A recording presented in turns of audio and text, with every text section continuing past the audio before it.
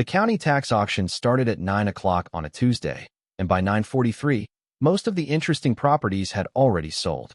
Nora Callahan sat 3 rows back in the Harwick Municipal Building's multipurpose room and watched a heavy-set woman in a charcoal blazer work through the mornings catalog the way a hawk works through a field patient, efficient, without any of the hesitation that would suggest she might miss something worth taking. If you're enjoying this story so far, don't forget to hit the like button and subscribe. Drop a comment telling me where in the world you're watching from. I love hearing from you. The woman had already bought the derelict on Westover Road, the collapsed garage parcel on Mill Street, and half of a lot that backed up against the highway interchange, all before 10. Between purchases, she made notes in a leather portfolio and spoke in low tones to a younger man on her left who appeared to be some kind of assistant. He had the posture of someone being paid to look attentive. Nobody else in the room was buying much. There were maybe 30 people altogether. Several of them appeared to have come primarily for the coffee, which was the free institutional kind from a percolator on a folding table near the back door. Nora had taken a cup when she arrived. She was now on her third, holding the foam cup with both hands because the building's heating system was making more noise than heat. She had $47 in her checking account. She had $33 in cash, folded in half and pressed into the front pocket of her jeans. She had $3/4 in the cup holder of her 2009 Honda Civic, which was sitting in the parking lot outside. She knew about the quarters because she had counted them twice before walking in, not because she needed 3/4 for anything specific, but because when money gets that thin, tracking it becomes a reflex. A way of proving to yourself it still exists. The clerk reached lot 47 at precisely 9:43. He was a man of around 60 who had been reading each listing with the exact same inflection all morning, the inflection of someone who has long since stopped believing the words he reads aloud contain anything personally relevant to him.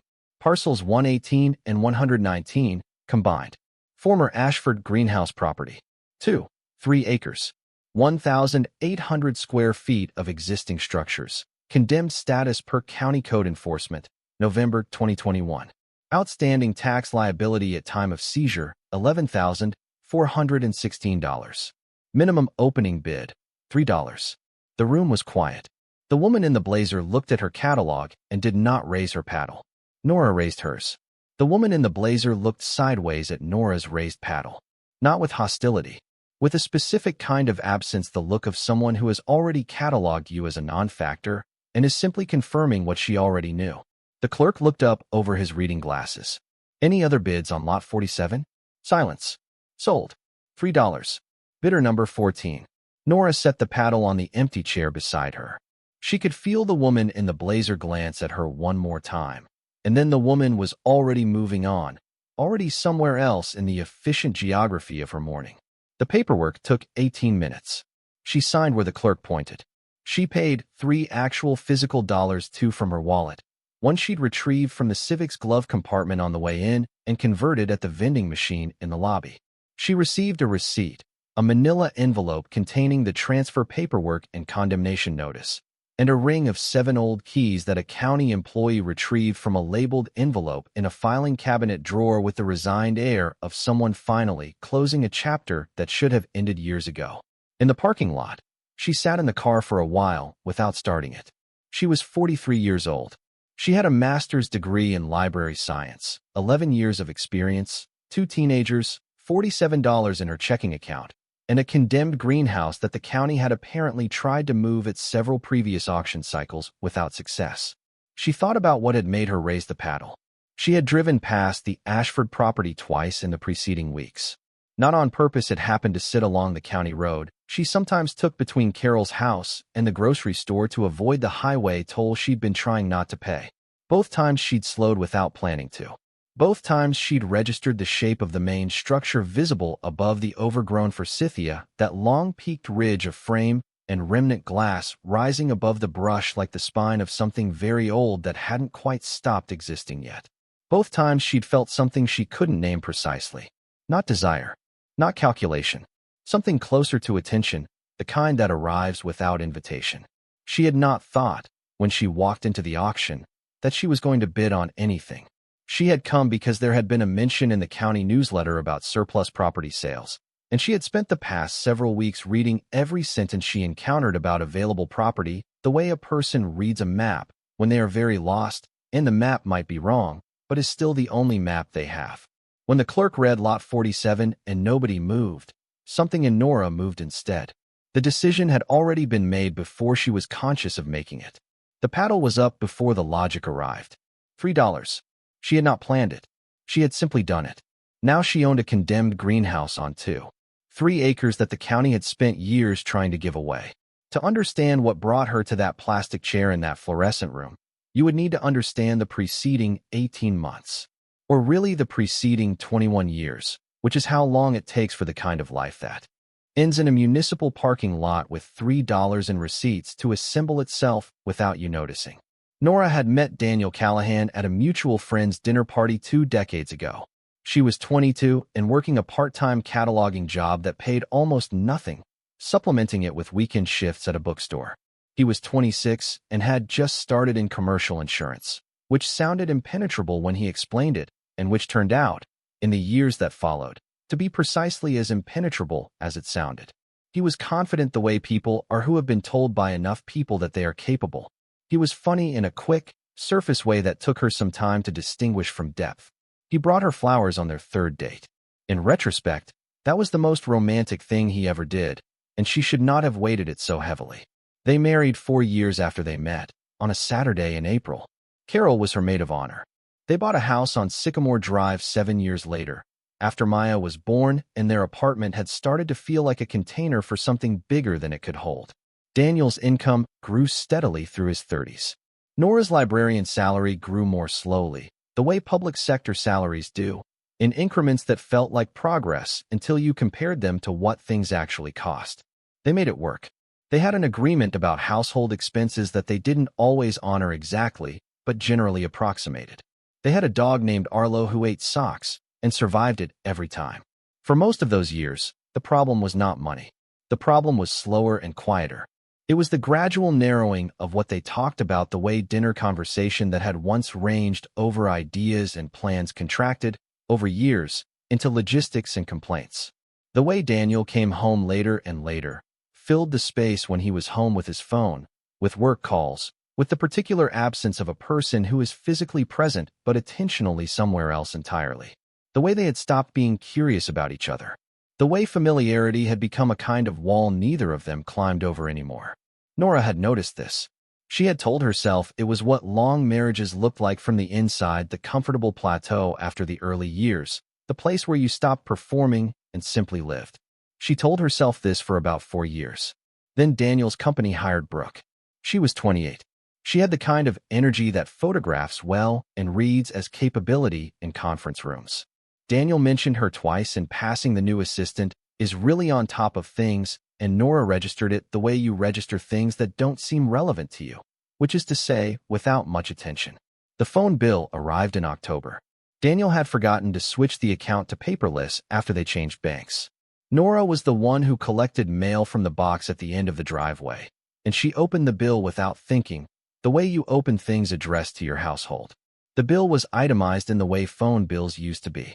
The volume of calls and texts to one number, starting in April, continuing through October, in the length and frequency of some of those calls, was not consistent with a professional relationship. She looked up the number. It was registered to A.B. Mercer. She put the bill back in the envelope and set it on the kitchen counter and went upstairs and folded laundry for 20 minutes because she needed something to do with her hands. She did not sleep that night. She lay in the dark and listened to Daniel breathe and tried to find the angle at which what she'd seen would resolve into something other than what it was. There was no such angle. She knew that. But the mind does what it has to. On the 4th day, a Saturday, the kids were at friends' houses. She confronted Daniel in the kitchen. He didn't deny it. What he said instead was that he hadn't been happy for a long time. That he and Nora had grown apart. That Brooke understood him in ways that were hard to explain. He said these things with the vocabulary of a man who had been rehearsing them, who had spent time arriving at language designed to make infidelity sound like an inevitability rather than a series of daily choices. He was calm. He seemed, at certain points in the conversation, to be mildly relieved.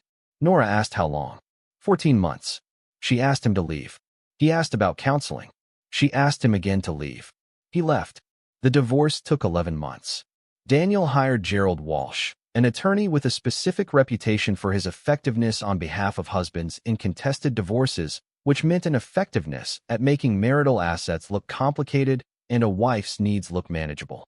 Walsh argued that Nora's librarian income was sufficient for independent maintenance. He argued that the house on Sycamore Drive was encumbered by a secondary equity line Daniel had opened 3 years prior for a home renovation, and that the resulting equity was less than half what Nora had believed it to be.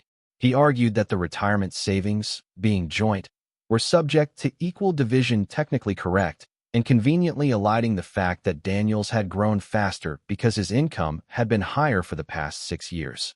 He argued, essentially, that Nora was in a better position than she was, because that was his job and he was good at it. The settlement gave her $900 per month in child support for 2 teenagers, which covered roughly a third of what 2 teenagers actually cost. It gave her spousal support for 24 months. It gave her half the retirement account, which was $23,000 after fees and penalties and the portion her own attorney consumed. It gave her the house. The house sold 4 months later. After the primary mortgage and the equity line and the repair credit they had to offer to get the sale through it all, she walked away with $9,000. She put it in savings and watched it drain away over the months that followed, first slowly, then in the way these things go, suddenly. Her part-time hours at the school had been cut when the district's budget tightened.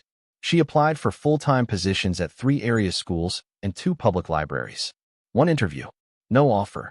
She applied for other positions, administrative work, research support, anything that lined up with what she knew how to do. More interviews. The same silence at the other end. Carol offered the spare bedroom in April. The split level on Grayson Street. The offer was genuine, warm, unconditional in the explicit sense. Nora understood the unspoken sense clearly enough. This was a bridge, not a destination. She and Maya and Owen had been on that bridge for 7 months. Carol's husband Greg drove long haul and was home about 12 days a month. When he was home, the house felt very full in a way that was different from full in the pleasant sense. Carol didn't complain. She wasn't built for complaint.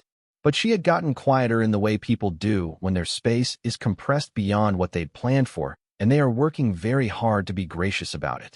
The refrigerator had started to feel political. Nora understood all of it. She was trying to solve a problem with no fast solution: stable housing, stable employment, each requiring the other to exist first, the specific trap that catches people who fall from one level of stability to another without a net. She submitted 17 applications in the month before the auction. She received 3 auto-response rejections and 14 silences.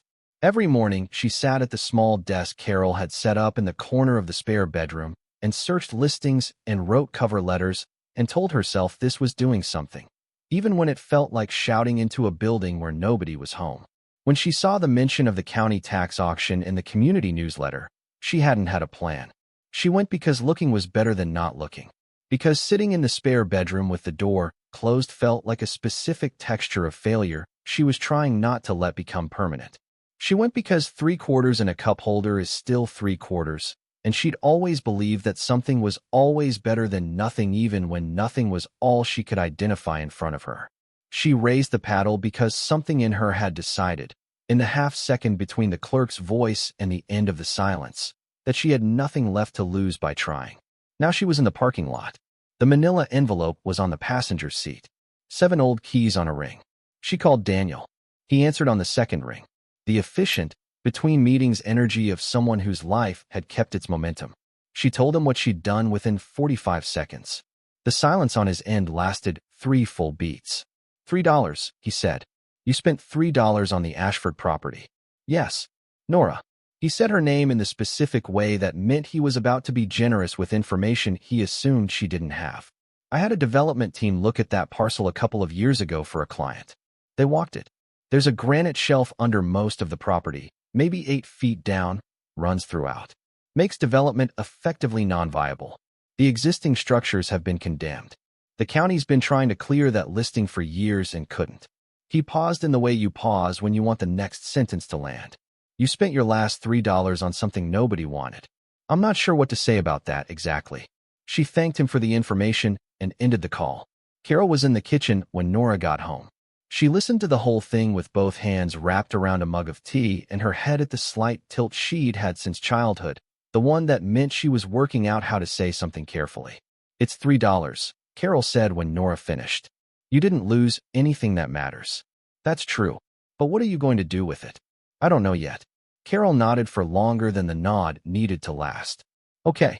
She said it twice. Maya was in the kitchen doorway. She had heard enough to understand. She looked at her mother with the full, layered expression that teenagers reserve for moments when a parent has done something they find both completely predictable and still somehow surprising. "You bought a greenhouse." "Part of it.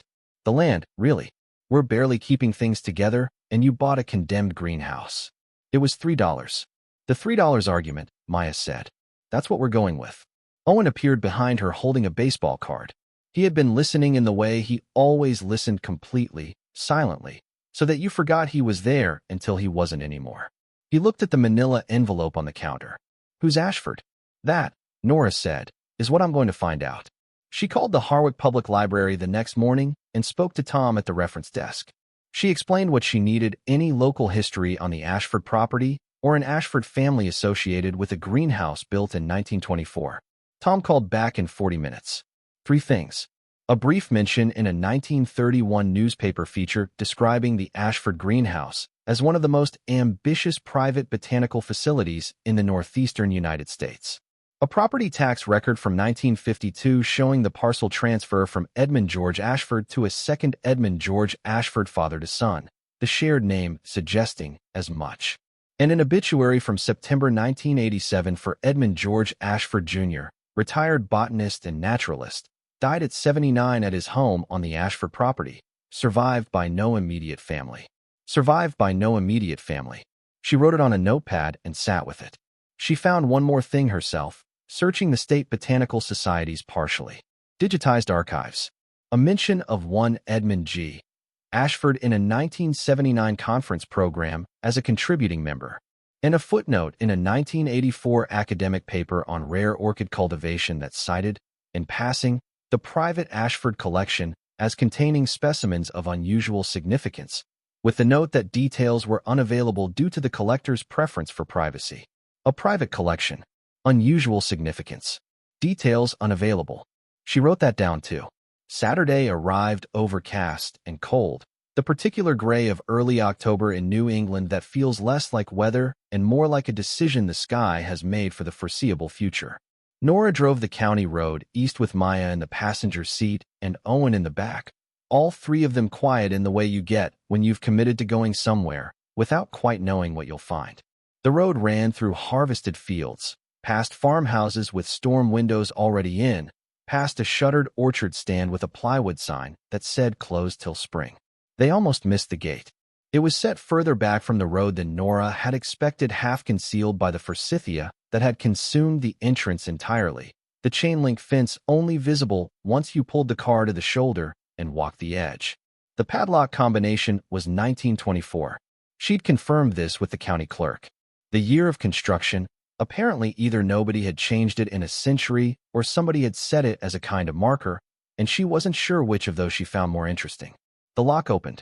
The gate swung inward on hinges that had been frozen in position long enough to have developed opinions about moving. What had been a driveway was now a memory of a driveway, the gravel still detectable if you looked for it, running under a decade-thick cover of weeds and volunteer saplings that had used the disturbed soil as their opportunity. The forsythia had grown 15 feet and sprawled in every horizontal direction. The maples were bare, which at least meant visibility through the branches as they walked deeper into the property. The greenhouse became visible in pieces. First the peak of the main structure rising above the trees, that long low ridge. Then the iron framework, exposed where the glass panels had long since fallen. Then, as they pushed through the last stand of brush and the clearing opened before them, the full scale of it. Nora stopped. It was larger than she'd imagined from the road. Much larger. The main structure ran perhaps 200 feet long and 60 feet wide, a long peaked building with a secondary wing extending perpendicular from the left side, the 2 structures forming a loose L against the October sky. The iron frame was everywhere apparent, painted dark green a very long time ago, now oxidized to a color partway between brown and gray. In sections where glass panels survived, they had been colonized on the interior surface by algae thick enough to turn them opaque, filtering the already dim daylight into something muted and particular. In sections where the glass had fallen entirely, the frame stood open to the air, and dead vines had wrapped themselves into the ironwork over years of slow progression. As if the outside world had been steadily making a claim on the structure the inside world could no longer defend. Owen said, "Huh?" Maya said nothing, but she stepped through the brush and walked toward the building first, which Nora chose to take as a sign. The entry section at the near end still had its glass, a pair of double doors and iron frames, panels cracked but present. The left one held partly in place by a loop of wire someone had threaded through a fracture point, perhaps years ago, to keep it from falling. The door handles were long horizontal levers, the kind of handle designed for a building built for function, not appearance. One door was unlocked. Nora pushed it inward. It opened on hinges that produced a sound she would later have difficulty describing precisely, not a creak, not a groan, something between the two, the particular sound of metal that has been stationary long enough to have forgotten motion was part of its nature. They stepped inside. The smell came first. Layers of it. The organic sweetness of plant matter that had grown and died and slowly composted in place for decades. Below that, something earthier, the dense, mineral smell of soil that has held water for a very long time. And below that, harder to name, a kind of residual livingness, the greenhouse still carrying some memory of what it had been even after most of what had made it that way was gone. It was warmer inside than it should have been. Nora registered this immediately and with precision. Outside was 44 degrees. Inside, she estimated, was closer to 60. She stood at the entry and let the warmth settle around her and thought about what Daniel had said on the phone, the granite shelf, 8 feet down, running throughout the property, and filed the warmth away in the category of things she didn't understand yet, but intended to. The interior was organized into 2 parallel rows of raised growing beds that ran the full length of the building, separated by a central aisle wide enough for a wheelbarrow. The beds were iron-framed with cedar planks that had gone gray and soft with age, but were still mostly structurally present. In the beds, the remains of whatever had once been growing root systems dried and mineralized in place, the pale, intricate tangles of things that had lived here and ended. Some of the dried structures had an almost sculptural quality about them, complex and precise, the record of growth preserved by the same enclosed environment that had once sustained it. Owen went directly to the nearest growing bed and crouched to examine the root structures with the close attention he brought to things he found genuinely interesting. Maya walked the central aisle toward the far end, stepping over a section of fallen glass that lay across the path in a long diagonal. Nora moved more slowly, tracking the walls and ceiling. In the sections where glass had survived and the algae had taken it, the light filtering through was muted and greenish, the quality of light you might find at the bottom of something. In the sections where the frame stood empty and open, cold air moved in lazy currents, and the sky showed through in shapes determined by the ironwork's geometry. The building was dying in a specific and considered way. The sections most exposed had deteriorated furthest, while the interior, by some logic of enclosed space and accumulated warmth, had preserved itself better than anything outside would have predicted. Against the right wall, a third of the way down the building's length, she found the potting bench. Heavy, dark wood oak, probably. Long enough to work it seriously. A lower shelf ran beneath the working surface for storing pots and tools. A backsplash at the rear. The surface itself was coated in years of accumulated grime, and scattered across it were dozens of small plastic plant tags, the kind that get pushed into soil next to seedlings to identify them. Most had lost their ink entirely. A few still held faint traces of handwriting she couldn't make out in the available light. And on the bench, sitting in a position that struck her immediately as deliberate, was a book. Not knocked aside, not fallen over and left where it landed.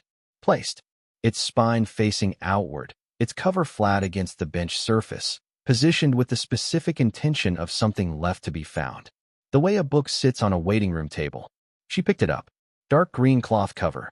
Gold lettering embossed into it, faded but legible. The Collector's Companion to Rare Orchids. A subtitle beneath, Varieties of the Americas, Asia, and Subequatorial Africa. Published 1958. The cloth was dusty but undamaged. The spine had no cracks. This book had been handled with care by someone who took the handling of books seriously. She opened the cover. In the top right corner of the inside front page, written in ink that had turned brown with age but remained perfectly legible, G. E. Ashford. And beside the name, a date, 1961. Tucked between the title page and the first page of text, folded twice to a compact rectangle, a piece of paper. Cream-colored. Thick. The kind that holds up. She unfolded it. The handwriting was small and exact, the handwriting of someone who had spent a long life taking notes and had developed a system for conveying a great deal of information in a compact space without sacrificing legibility. Someone who had always been careful with words. For whoever finds themselves keeper of this house, by honest means, you are owed an explanation and, I hope, a reward. I spent 50 years bringing the finest things I could find in the world to this place, because this place seemed to deserve them, and the world did not seem capable of appreciating them properly. What I collected is not lost. It is preserved. It is below. Look beneath what feeds the roots. The warmth you feel when you enter is not accidental. It is the warmth of something that has been waiting. If you are reading this note, you found the book on the potting bench. You will also find, if you look carefully, that the right leg of this bench is hollow in the lower third. The key inside that hollow is not the key to a lock you have already seen. It is the key to one you have not found yet. Find the northeast corner. The cabinet, there is not a cabinet. G. E. A. Maya had come back down the aisle. She was standing a few feet away, watching Nora's face. What is it? Nora looked up. Something had changed in the quality of the air, or the quality of her attention to the air, in the few minutes since she'd picked up the book. The room felt different. More present. I think Mr. Ashford left us something, she said. Maya's expression shifted in a way Nora hadn't seen on her daughter in months. The management came off it. Something more open and less defended arrived in its place. Owen had materialized at Nora's elbow, silent, as always when something was capturing him completely. He looked at the note, and then at the bench. What's the hollow leg? She crouched beside the right leg of the bench. Heavy, square, dark with age. She tapped the wood near the top. Solid. Tapped near the bottom. The sound changed something behind it. Air instead of wood. A seam ran around the leg about 8 inches from the floor. Almost invisible unless you were looking for it and knew it was there. She worked her thumbnail into it. A section of the leg came away, a fitted wooden panel, engineered to be flush. Inside the hollow space, a key. Single. Iron. Old. The kind of key made for a specific and serious lock. She held it in her palm and looked at it. Owen was already pointing. Northeast corner is that way. The northeast corner of the main greenhouse was where the primary structure met the wing. In that corner, fitted against the wall with practiced seamlessness, was a large wooden cabinet. Floor-to-ceiling. Painted dark green to match the iron framework, peeling now in long curling strips. The heavy institutional kind. The kind of piece you'd find in a building constructed before convenience became an architectural principle. Maya had walked ahead. She was standing in front of the cabinet with her head slightly tilted, looking at the right side where it met the east wall. It doesn't sit flush, she said. Look down the whole side. There's a gap. She was right. 2 inches of consistent gap, top to bottom, on the right side. Not the gap of something that has shifted over time. The gap of something hinged. Nora put both palms flat against the right face of the cabinet and pushed. It swung inward. Smoothly, on hinges that had been maintained in a condition significantly better than anything else in the building. Behind the door that looked like a cabinet, darkness. And below the darkness, descending into the earth at a measured slope, a staircase. Iron-framed, stone-stepped, dropping into shadow far enough below the greenhouse floor that the flashlight beam Owen had already produced barely reached the bottom. From below, warmth. Steady and certain. The warmth of something large and consistent that had been functioning for a long time without anyone above it having any idea. Owen's flashlight found the bottom of the stairs. A landing. A door iron. Heavy. Fitted into a stone frame with the care of something built to last. On the door, a padlock. Old, solid, serious. Nora looked at the iron key in her hand. She looked at her children in the peripheral glow of the flashlight. Owen steady and calm, holding the light. Maya with her arms no longer crossed, her expression doing nothing but watching. Nora walked down the stairs. The key entered the padlock with the specific resistance of something that fit but had not been used in a very long time. She turned it. Something released inside the mechanism, the dry sound of tumblers that had been still since the 1980s finally giving way to the pressure of the right key in the right lock. She pushed the door open. What was on the other side was not what she had been imagining, because she had not known how to imagine it. The room was roughly 40 feet square, with stone walls and iron shelving and a ceiling of about 10 feet. Along 3 of the 4 walls, floor-to-ceiling industrial shelving, the heavy kind, built to hold serious weight covered in sealed glass-fronted cases, each one fitted with temperature and humidity control mechanisms whose designs she couldn't identify but whose purpose was apparent. Many of the cases were illuminated from within. A low, steady amber glow, patient and continuous, the light of systems built to keep running when nobody was watching. Inside the lit cases, plants. Orchids, she would learn later, though she didn't have the vocabulary for them yet. Dozens of varieties, some with blooms that seemed anatomically improbable in their structure and color, others with root systems that gripped their mounting medium with something that looked, in the amber light, like intention.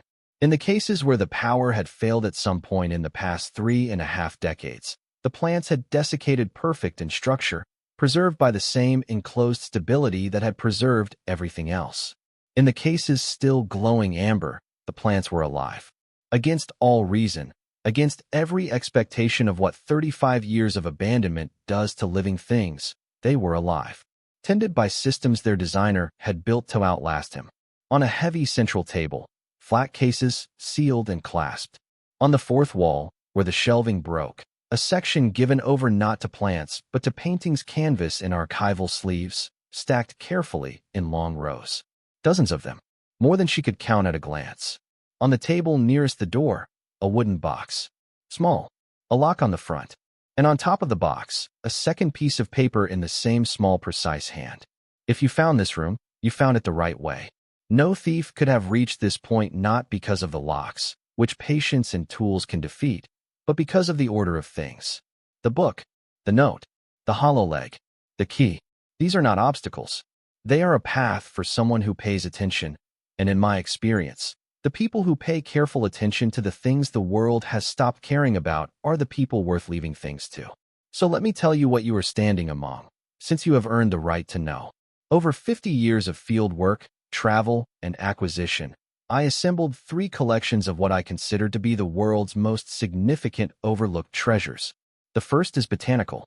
The orchid specimens in the sealed cases around you include several varieties now considered extinct in their natural habitats, along with others of exceptional rarity.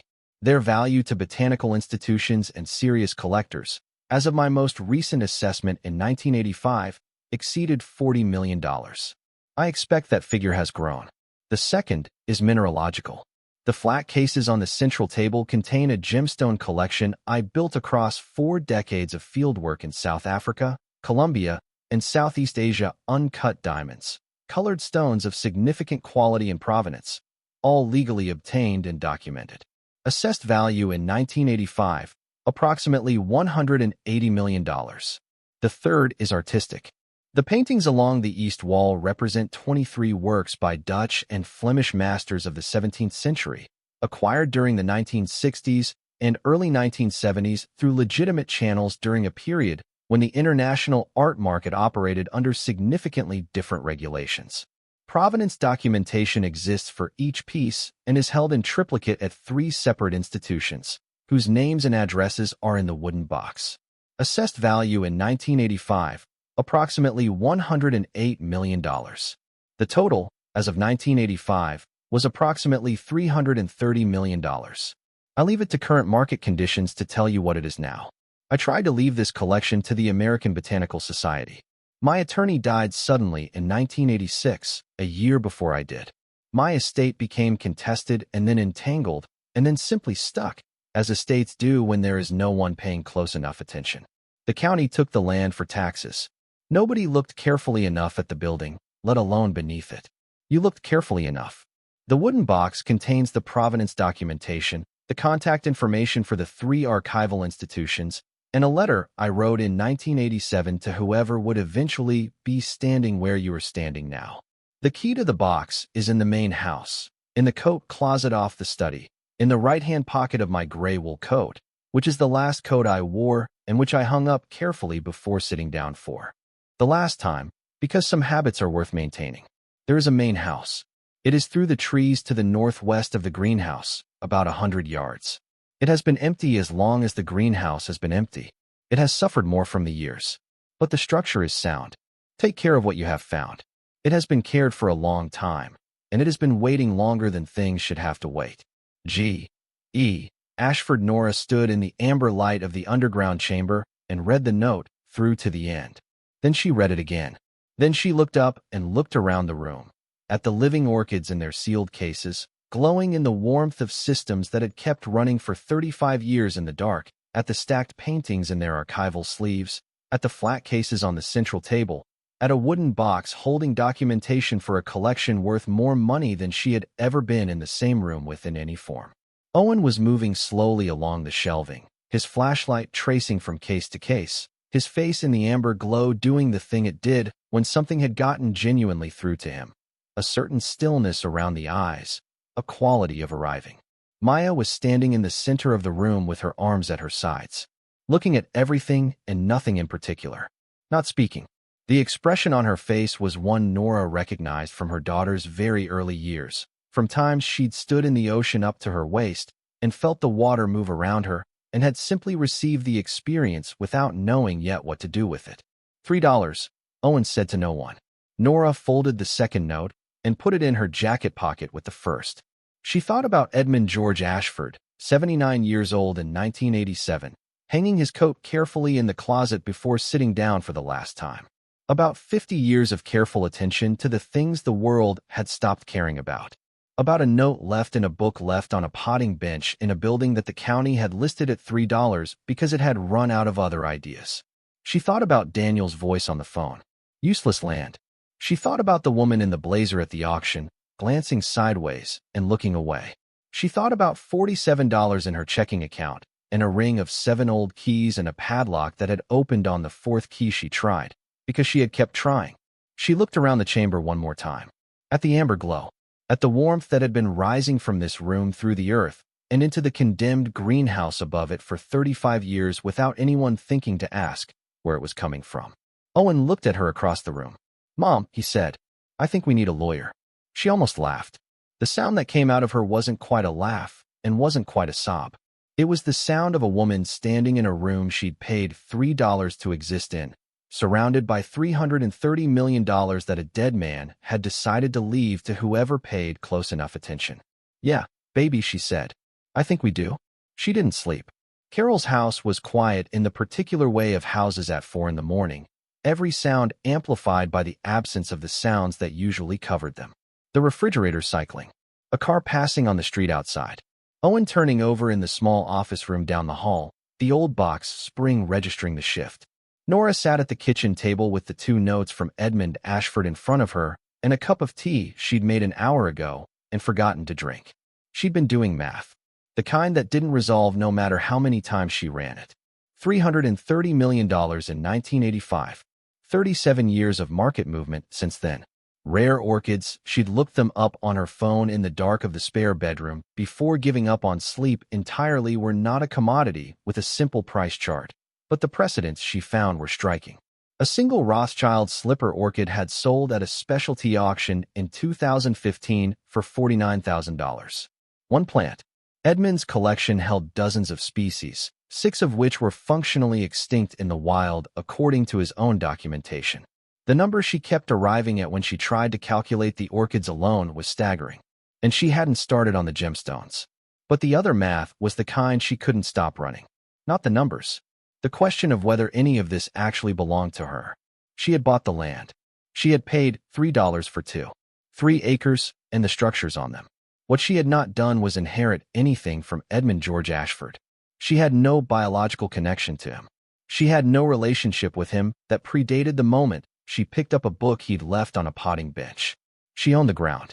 Whether she owned what was under it was a question she did not know the answer to, And at 4 in the morning in a kitchen that didn't belong to her, the uncertainty felt enormous. She picked up his second note and read the paragraph again. I believe you found this place because you were overlooked too, and because overlooked people sometimes see what others miss.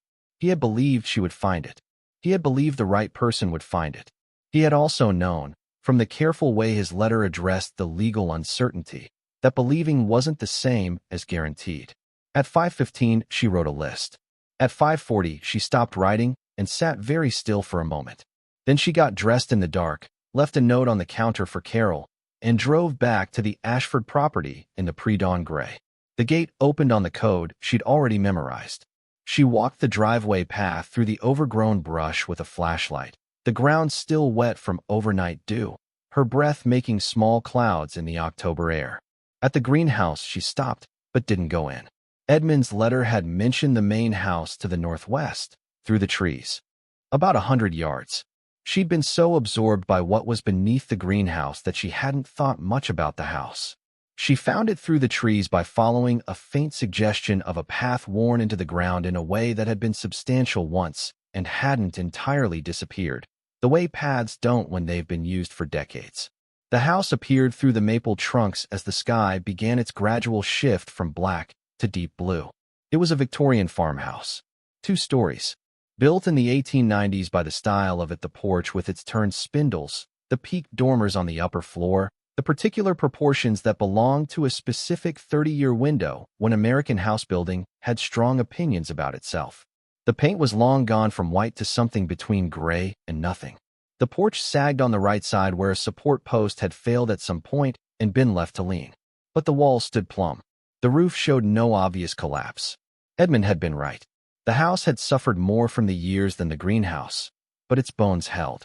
She tried 4 of the 7 keys before she found the one that opened the front door deadbolt. The door swung inward.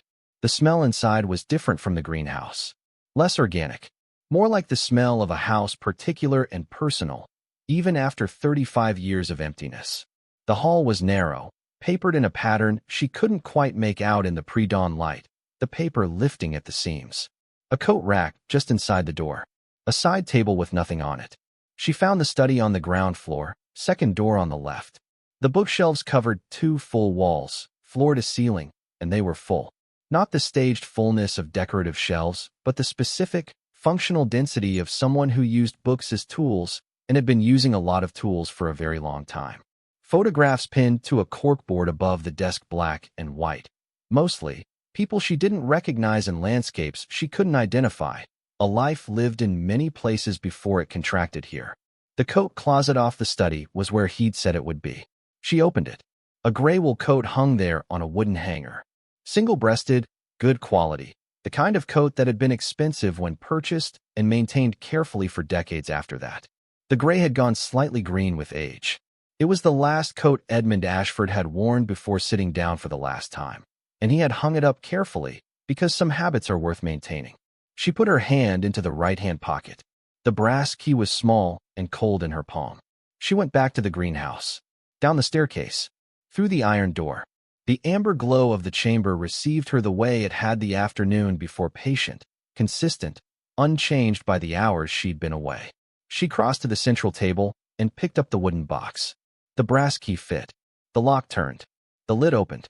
Inside, a thick folder, carefully organized. Index cards in Edmund's hand, each one documenting a specific item, species identification, acquisition date, acquisition location, chain of custody, institutional registration number. A second folder with certificates typed, official, stamped with institutional seals she didn't recognize yet, but which looked authoritative.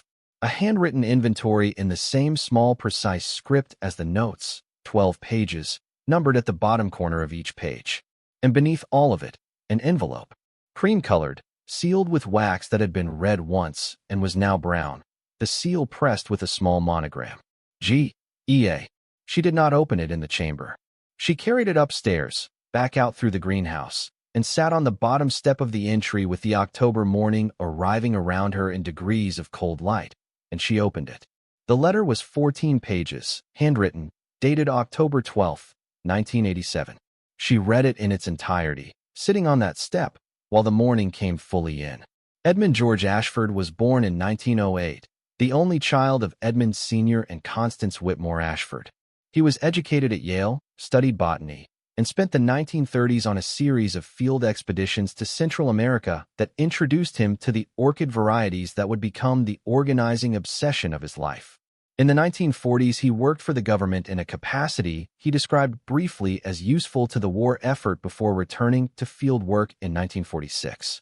From the late 1940s through the early 1970s, he traveled extensively South America, Southeast Asia, Sub-Saharan Africa, the Himalayas, acquiring botanical specimens, and, over time, the gemstones and art that had accumulated alongside them in the specific way that a serious collector's interests tend to accumulate, one curiosity leading to another. He never married. He wrote about this without self-pity and without extensive reflection, simply noted it as a fact. Mentioned that his work had been the thing he chose, that he had cared for that work the way others cared for families, and that he had arrived at 79 without regret about the choice itself, only about some of what it had cost him in terms of who he was not there for and when. He addressed the legal question in the 5th page of the letter, and he addressed it with the directness of someone who had spent time with attorneys and understood their language. I have investigated the question of what becomes of personal property stored on land transferred through tax sale under the statutes of this state. The case law is not conclusive. My reading of it, and I am not a lawyer, I must be honest, is that personal property stored on transferred land passes with that land, particularly when the property has been in situ for an extended period without removal or claim. My attorney, before his death, reached the same tentative conclusion. I am aware this may not be the conclusion a court reaches. I am leaving this documentation here and trusting that whoever finds it will have acquired the land legitimately, which the note in the greenhouse was designed to ensure, insofar as any note can ensure anything. I have one biological relative I am aware of, Richard Ashford Jr., son of my first cousin Richard Sr., who moved his family to California in 1952. Richard Jr. and I exchanged letters twice in the 1970s. He wanted to know if I was wealthy. I was not interested in discussing it. His letters were cordial but transactional, and I did not write back after the second one. I do not know if he has children. If he does, those children would be my closest biological relatives under the laws of intestate succession. I have not included them in any estate planning because I do not want the things I spent my life collecting to go to people who will sell them to the first buyer without understanding what they are. He went on. 6 more pages of specific provenance notes, institutional contact information, the names and addresses of the 3 archival registries where the collection was documented. And then, at the end, the paragraph that carried the weight of everything that came before it. I spent my whole life collecting things the world had stopped paying attention to. A species of orchid that grows in one valley and nowhere else. A stone from a specific stratum of rock that won't occur again. A painting by a man who died young and was forgotten for 300 years before someone looked at him carefully again. I have always believed that the things the world overlooks are often the most important things in it. I believe you are reading this because you are someone who looked carefully at a thing the world had dismissed. I believe that quality, more than bloodline or legal standing, is what earns what I am leaving here. Use it well. Use it in a way that makes the caring count for something beyond yourself. That is all I have to ask. She folded the letter carefully, returned it to the envelope, and sat with it in her lap for a while on the greenhouse step in the October morning light. She had her phone out and was searching for estate attorneys in Harwick before she realized she was doing it. James Whitfield's office was on the 2nd floor of a building on Mercer Street that also contained a dental practice and an insurance broker. He was 54, solo practice, had been in Harwick his entire career. He had silver wire-rimmed glasses and the particular attentiveness of someone who had learned to hear what people were actually saying underneath what they thought they were saying, which was the skill Nora identified in the first 3 minutes of their phone call and which made her trust him. He came to the property that afternoon. She walked him through everything: the greenhouse, the cabinet door, the staircase, the chamber. He examined the provenance documentation in the wooden box with his reading glasses on, slowly, turning pages without comment. He spent 20 minutes in the chamber alone. When he came back up, he sat on the edge of the potting bench and looked at her. "The legal question is real," he said. "The question of whether personal property passes with land in a tax sale is not settled in this state's case law.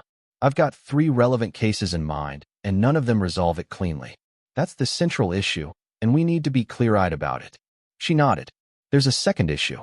If Edmund had biological relatives, which his letter suggests they may have standing to claim through intestate succession regardless of the tax sale question. Courts sometimes find ways to give estates to blood relatives when the equities seem to favor it. He was careful, not discouraging. His letter is your strongest asset right now. It establishes his intent. It establishes that he specifically contemplated biological heirs and chose to exclude them for documented reasons. That matters. What do I do first? Don't remove anything from the chamber. Don't let anyone else access it unsupervised. Get professional appraisals done under confidentiality agreement. Establish the record of what's here.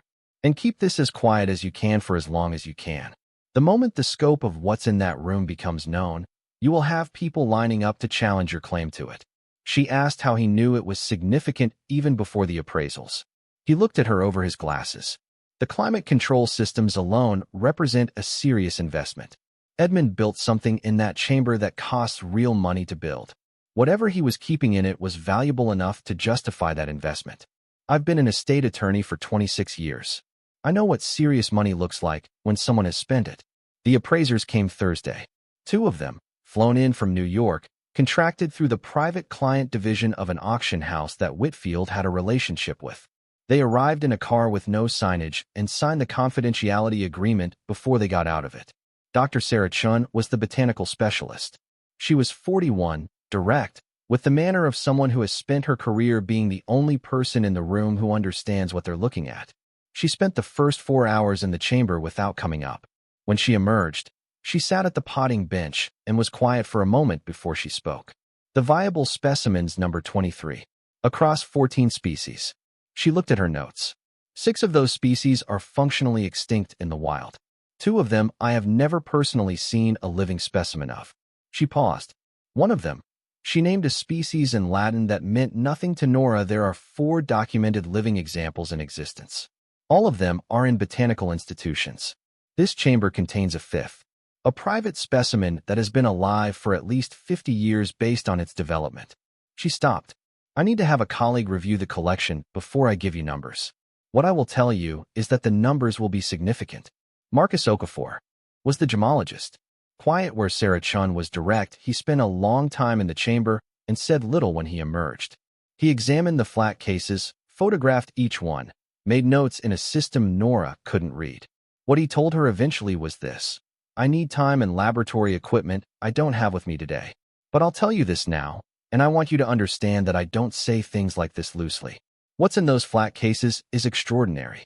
The uncut diamonds alone, and he stopped, shook his head slightly, the gesture of someone resetting his vocabulary.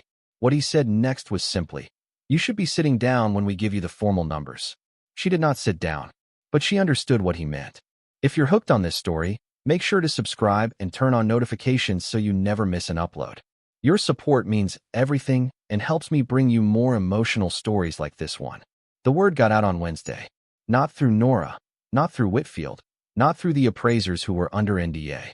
It got out through the auction records, which were public by statute, and which a legal assistant at the county clerk's office had apparently mentioned to someone, and that someone had mentioned it to someone else. And by Wednesday afternoon, there was a 3-paragraph item in the Harwich Courier's online edition noting that the tax auction the previous Tuesday had included a sale of the Ashford greenhouse property for the unusual minimum bid of $3. Nora read the article on her phone at Carol's kitchen table. It didn't mention the chamber. It didn't mention Edmund's letter. It named the property and the price and the new owner's name. She read it 3 times. She called Whitfield. He had already seen it. By Thursday morning, his office had received a call from a firm in Boston called Reynolds & Cole. He called Nora to tell her. Reynolds & Cole represented a man named Victor Ashford, who claimed to be the son of Richard Ashford Jr., who had been the son of Richard Ashford Sr., who had been the first cousin of Edmund George Ashford, who therefore, Victor Ashford claimed, was Edmund's closest surviving biological relative, who therefore had standing, Victor Ashford claimed, to contest the disposition of Edmund's estate, not the land, which had been taken through a legitimate tax proceeding, but the personal property, the contents of any storage on that land, which had never been properly processed through probate, and which under the laws of intestate succession should properly flow to the nearest biological heir. Victor Ashford's position was this: Nora owned the land. She did not own what was in it. That belonged to him. Whitfield walked her through the legal analysis for 45 minutes. The core of it was this: Victor's claim was not frivolous. The underlying biological relationship, if real, was legally significant.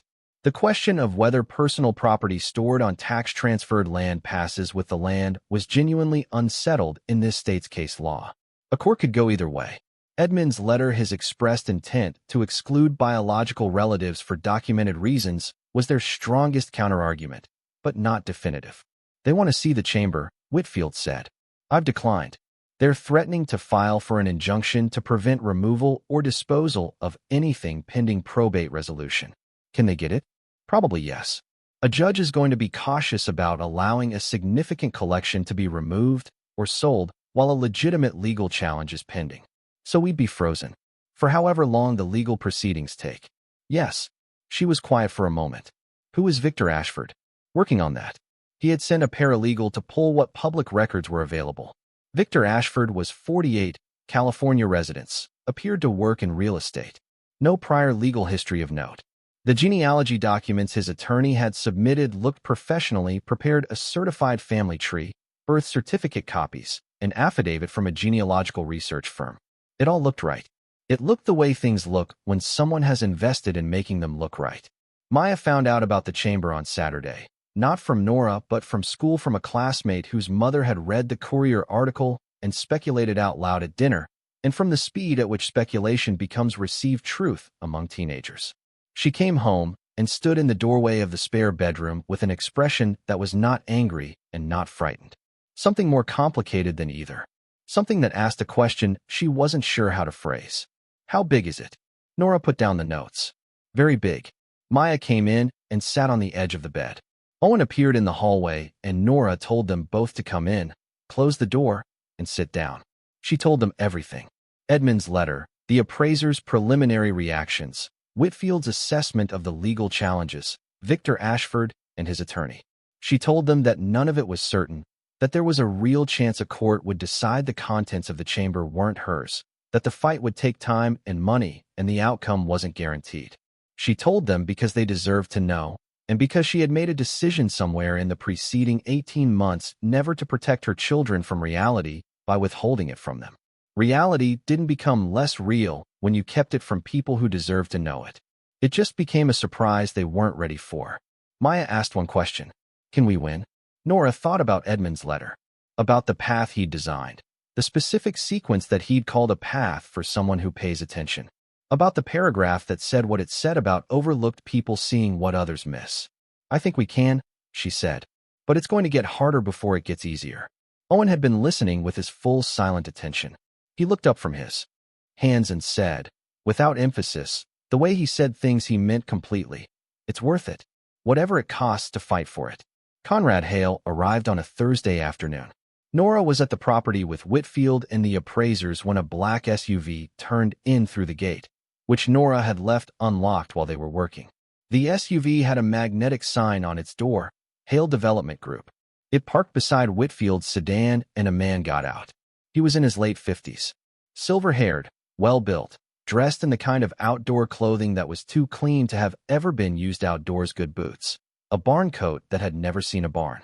He walked toward them with the ease of someone who has never had to think about whether a room belongs to him. Conrad Hale.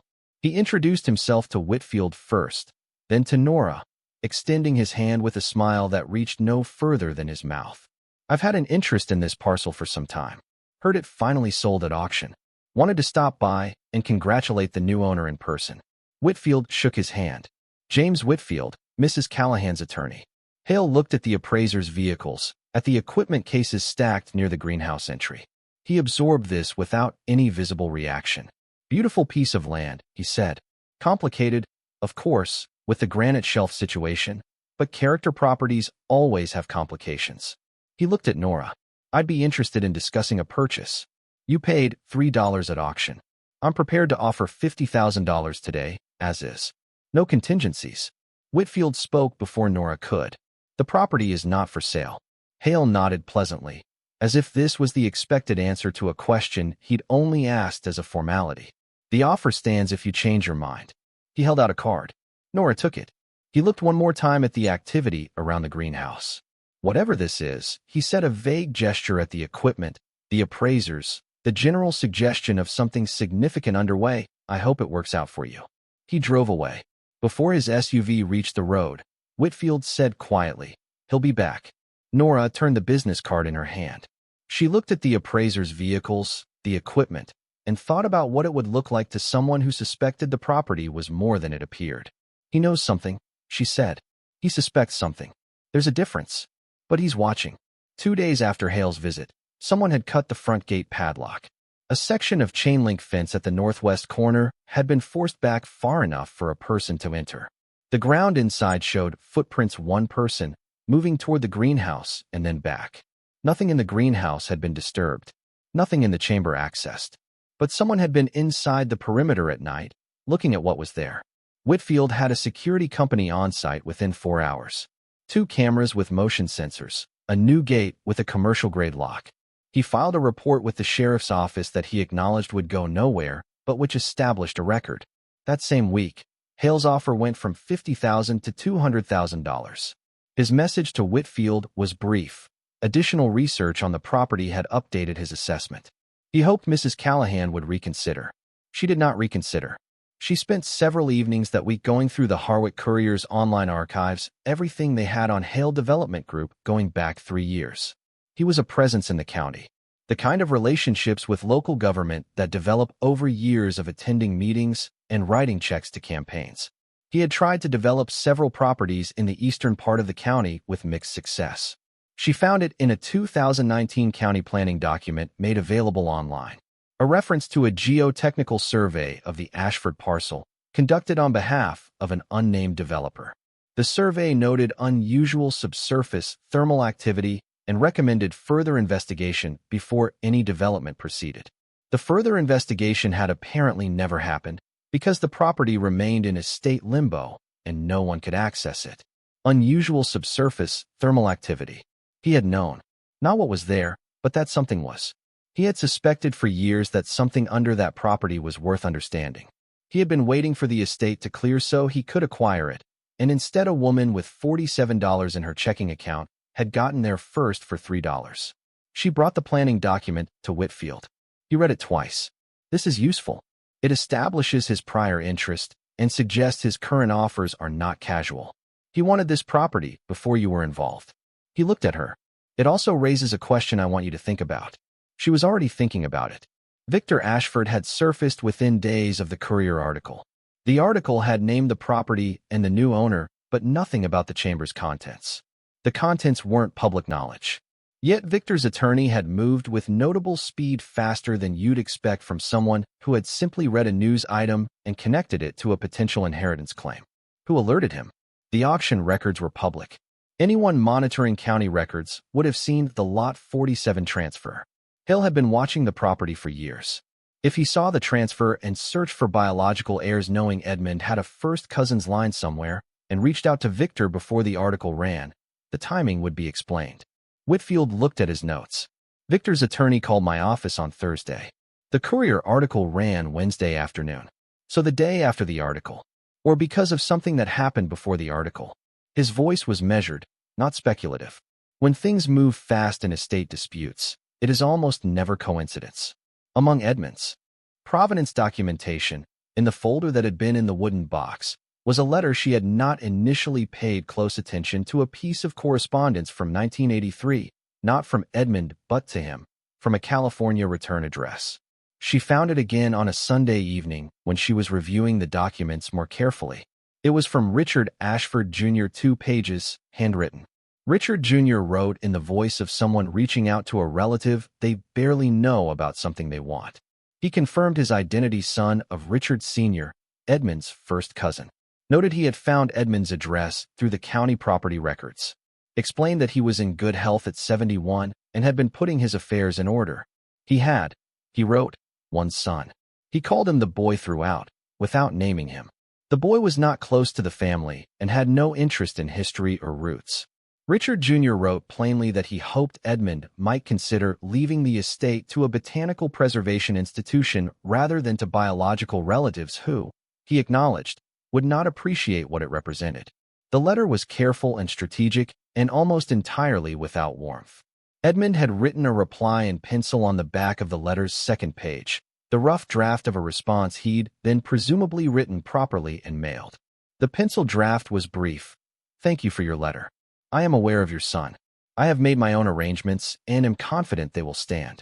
I wish you continued good health." Richard Ashford Jr. had died in 2001. Whitfield found the death notice in California records within an hour of Nora handing him the letter. Victor Ashford would have been 25 when his father died. If the estate had meant anything to him, if he'd had any interest in pursuing a claim against Edmund's unclosed estate, he'd had 22 years to do it. He had waited until a public record showed that someone else had claimed the land. Someone had shown him that record. She sat with this at Carol's kitchen table on a Sunday night, the window dark, the house quiet, her children asleep down the hall. She had her notes in front of her, and she was not doing math. She was doing something she was actually good at, something she had done for 11 years as a professional. She was following a trail. A librarian, she had always believed, was fundamentally an investigator, not of crimes, but of questions of the specific and disciplined pursuit of information that started with what you could see and moved, step by step, through what it pointed toward. You start with what you know, and you note what questions that knowledge opens, and then you follow those questions with the same discipline you'd give any documented source. What she knew. Hale had been interested in the Ashford property for years. He had conducted a geotechnical survey in 2019 that found unusual subsurface thermal activity. He had been unable to acquire the property because it remained in estate limbo. He was now offering increasing amounts for officially condemned real estate. What she knew. Victor Ashford had surfaced within 24 hours of the Courier article. His attorney had moved with unusual speed. His genealogical documentation looked professionally prepared. He claimed to be acting independently. What the timing made nearly impossible to believe, that Hale and Victor were operating independently of each other. She called Tom at the library at 9 Monday morning. He answered immediately, the way reference librarians always did, the reflex of someone who has spent a career being the first point of contact for people who need something found. "Tom," she said, "I need everything I can find on Hale Development Group and Conrad Hale. And I need to know if there's any public record connecting him to a Victor Ashford of California." Tom was quiet for a moment. "Is this about the Ashford property?" "Yes. I've been curious about that property since you first called me about it." He paused. "There was a planning commission hearing 3 years ago, a development proposal for land in the east part of the county. A company tried to obtain a special use permit for a parcel adjacent to the Ashford property. The permit was denied, mostly over drainage concerns. But the application included maps that showed ground-penetrating radar imagery of the whole area. The GPR showed a large subsurface anomaly directly under the Ashford parcel. The applicant's attorney argued at the hearing that if they could acquire the Ashford parcel, it would be included in the development plan. The commission denied the whole application. I remember because it seemed strange that they'd gone to that much trouble for a condemned greenhouse. Who was the applicant? A shell company. Chesapeake Properties, LLC. The attorney of record was a woman named Ellen Stroud from a firm in Boston. She wrote it down. "Can you find any connection between Chesapeake Properties and Hale Development Group?" He called back at 2. Chesapeake Properties LLC was registered in Delaware in 2018. Its registered agent was a management company serving dozens of similar entities. The beneficial owner was not publicly disclosed. But the attorney who filed the Planning Commission application, Ellen Stroud, worked at a firm called Reynolds & Cole in Boston. Nora sat very still. Reynolds & Cole. The same firm representing Victor Ashford in his claim against the Ashford estate. The same firm that had called Whitfield's office the day after the Courier article. She called Whitfield and told him what she'd found. He was quiet for a moment that lasted longer than she expected. "That connects them," he said. "Not definitively the same firm could theoretically be coincidental, but it is not a likely coincidence. It suggests the firm has been representing Hale's interests in this property since at least 2018, and that Victor Ashford's representation by the same firm is not independent." She thought about what that meant. If Hale and Victor were working together, if Victor's claim was coordinated rather than independent, then the genealogical documents, However legitimate the underlying biological relationship might be, were being weaponized by someone with resources and existing legal infrastructure. She thought about the cut padlock, the footprints in the mud. They're not going to just file papers, she said. Whitfield's voice was careful. No, I don't think they are. Victor Ashford's attorney filed the injunction the following Friday, petitioning the court for a temporary restraining order preventing the removal, sale, or disposal of any personal property from the Ashford parcel pending resolution of the probate dispute. The judge, reviewing the petition on its face biological heir, contested estate, significant property potentially at stake, granted the temporary restraining order. Nothing in the chamber could be moved. Nothing could be sold. The appraisals could continue, but the results could not be acted on until the legal question was resolved. Nora sat in Whitfield's office and read the court order. Victor's attorney had sent a settlement proposal along with the injunction filing. Victor was prepared to agree that Nora owned the land outright. In exchange, he would receive 60% of the contents of the chamber appraised by a jointly agreed expert, valued, and either divided in kind or sold and divided in cash. 60% of $330 million in 1985 values. Whatever it was now. To a man whose prior interest in Edmund Ashford's estate had apparently extended to exactly one letter his father had sent, and Edmund had barely answered. She told Whitfield to decline. He looked at her over his glasses. You understand that declining will make this significantly more expensive and more uncertain. I understand. What he left to the person who found it the right way. She said it without raising her voice, the way you say things you have thought about carefully. He built a path for someone who would look carefully. I looked. I found it. And he left a letter explaining exactly why he didn't want it to go to biological relatives who would sell it to the first buyer without understanding what it is. She looked at Whitfield steadily. That is exactly what Victor Ashford is going to do. Sell it. 60% to himself and the rest to Hale. Edmund spent 50 years building something he cared about. The man spent 22 years not caring about it and surfaced the day after a newspaper article. Whitfield put his pen down. All right, he said. Then we fight. She drove back to Carol's house in the late afternoon. The sun was low across the field she passed, the kind of autumn light that makes ordinary things look specifically illuminated. She thought about Edmund hanging his coat carefully before he sat down. About the geothermal loop he'd built from scratch to keep his orchids alive in the dark for decades after he was gone. About a book left on a potting bench facing outward. She pulled into Carol's driveway and sat in the car. Her phone buzzed. Daniel. She let it go to voicemail. When she listened, his voice had the quality she'd noticed before: alert, careful, the confidence replaced by something more measured. Nora, I've been hearing things. If there's anything I can do. Resources, connections. I know some people in real estate law who are very good. The offer is there. She put the phone in her bag. She went inside. Maya was at the kitchen table doing homework. Owen was in his room, the low murmur of his baseball card podcast through the wall. Carol was cooking something that smelled like the pasta she made on Sundays. Nora sat across from Maya. Her daughter looked up. The expression on her face was the one from the greenhouse, more room in it than usual. The one that asked questions it wasn't sure how to phrase. What's happening? We have a fight ahead of us, Nora said. A real one. With people who have more money than us and lawyers from Boston and a plan they've been building for years. Maya set down her pen. Can we win? Nora thought about Edmund's letter. About the path he'd built.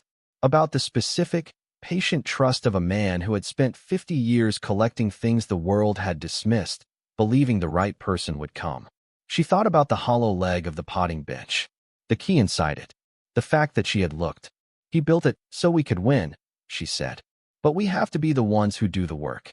Carol set a bowl of pasta on the table between them without comment, with the quiet competence of someone who understood that some evenings required food more than they required words. Outside, the orange light had gone to dusk. The town moved in its usual rhythms. Somewhere across the county, in a chamber 35 years deep beneath a condemned greenhouse, 23 living orchid specimens held their amber glow steady and patient, tended by systems built to outlast the man who made them, waiting for whatever came next.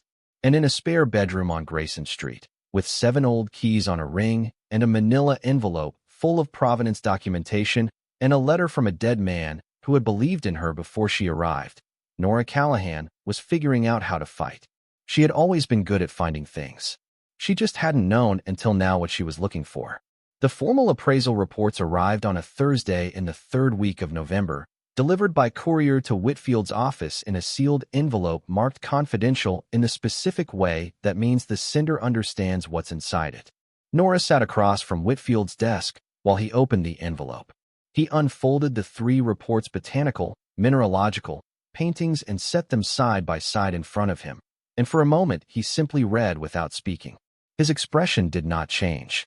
Whitfield had the face of someone who had learned a long time ago that reacting visibly in front of clients served nobody. She waited. He picked up the botanical report first and slid it across the desk. Dr. Sarah Chun had identified 23 viable specimens across 14 distinct species. 6 of those species were functionally extinct in their natural habitats. The 7th and 8th species were classified as critically endangered, with fewer than 200 known individuals remaining in documented wild populations anywhere on Earth. One specimen, a single plant from the family Dr. Chun had named in Latin during her initial visit.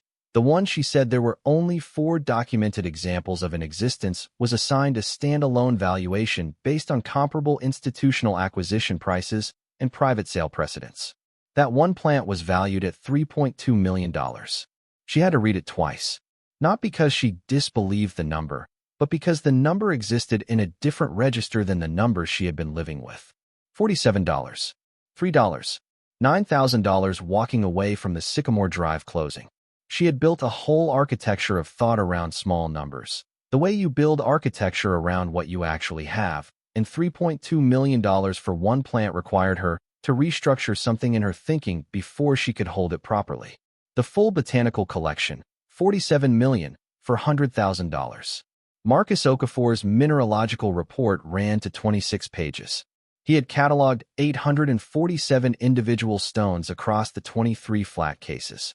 The uncut diamonds totaled 1,247 carats. The colored stones ranged from rubies of Burmese origin to Colombian emeralds to sapphires from a Kashmir source that Okafor's report noted was essentially depleted. As of the 1970s, what was in Edmund's cases represented stones that could not be replaced by any means other than finding them in another private collection. 3 stones received individual callouts. A 67-carat uncut yellow diamond of exceptional internal clarity, estimated value $12 million on its own. A 43-carat Colombian emerald that Okafor described in a single sentence. The finest example of its type I have encountered in 30 years of this work. A matched set of Burmese rubies, 7 stones of nearly identical color saturation that had not appeared in any documented market transaction since the 1960s.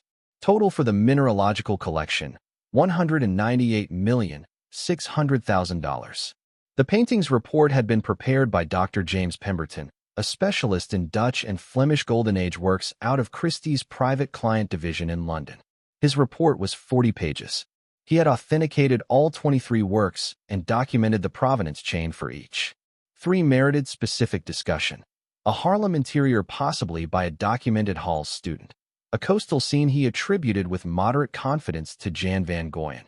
And a still life of fruit and vessels that Pemberton had spent 3 full days with, which he believed pending laboratory analysis might be a previously unattributed work by Peter Klesch. If that attribution held, the still life alone would revise the collection's value significantly upward. At current market values, with the 3 high-probability attributions included conservatively, $83 million. Grand total across all 3 collections, $329 million, rounded down to $328 million in the summary figure to account for measurement margins. Nora put the reports down on Whitfield's desk. Outside his second-floor window, Mercer Street went about its November business. A delivery truck idled at the curb. 2 women walked past with coffee cups. All of it exactly as it had been before she opened the envelope. She said, "It's more than I thought." Whitfield, approximately 100 times what the 1985 assessment suggested in today's values. The art market, the gemstone market, the rare botanical market all moved significantly in 37 years. Edmund built better than he knew. Where do we go from here? We fight. Because none of this matters if Victor's injunction holds. She nodded. She folded the reports back into thirds, put them in her bag, and went back to the Ashford property because there was something she hadn't finished doing there. The main house had been available to her since October. She had been through it several times, checking the structure, understanding the rooms, beginning the mental work of imagining what restoration would require. She had not yet spent significant time in Edmund's study, which was the room that felt most like him, most like the live, inhabited core of who he had been. There was a quality to it she hadn't been ready for until now. The organized specificity of it. The way everything had been placed with intention. She went there now with the November afternoon light coming through the east window. She sat in Edmund's chair, which was a plain wooden desk chair with a cushion that had gone flat decades ago, and she looked at the bookshelves. The journals were on the third shelf from the top of the right-hand wall. 22 of them, identically sized, identically covered in dark green cloth, the same green as the greenhouse frame.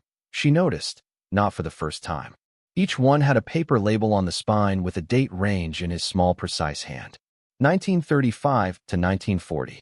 1941 to 1946. Forward through the decades of a life spent looking carefully at things. She had noticed them on her first visit. She had not yet taken them down, because taking them down felt like a threshold she needed to be ready to cross.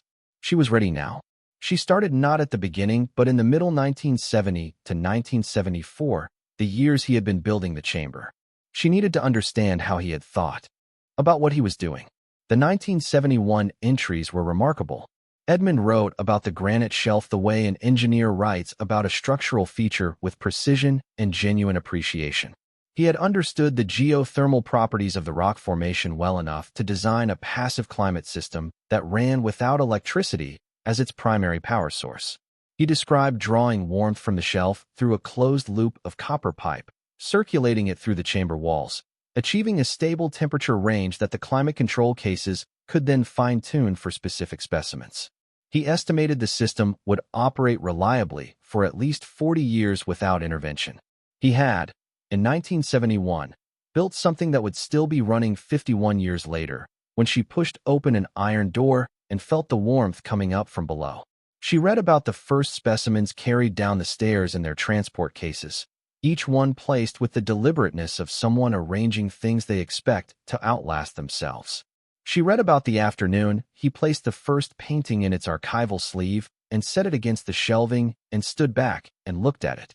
What he wrote in that moment was not about value or preservation. It was about the specific quality of light in the lower left corner of the coastal scene, the painting that Pemberton would later attribute to Jan van Goyen. He wrote, "I have never understood exactly how he did that with light. I have looked at this painting for 30 years, and I still cannot understand it. I think that is the correct relationship to have with things you love." She turned pages. The 1974 entry stopped her. Gerald Hale came again today. This is the 4th time in 2 years. He always arrives announced, which I credit to him. He does not sneak, at least not in person. But his persistence has the quality of something that will not stop because it has been told to stop. He says he is interested in the property for development purposes, but he is not a man whose face reveals less than his words. He knows the ground here is unusual. I showed him nothing and told him nothing. I believe he has had the land surveyed without my permission. There are markings on the east boundary I did not make, and that were not there last winter. I will not sell to this man. I will not sell to someone who takes what he wants to know before he has been given it. Gerald Hale, Conrad Hale's father.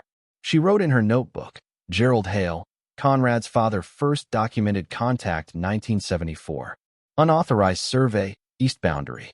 In 1981, a brief entry on Gerald Hale's son. The boy came this afternoon, no more than 24 or 25. He introduced himself as Conrad.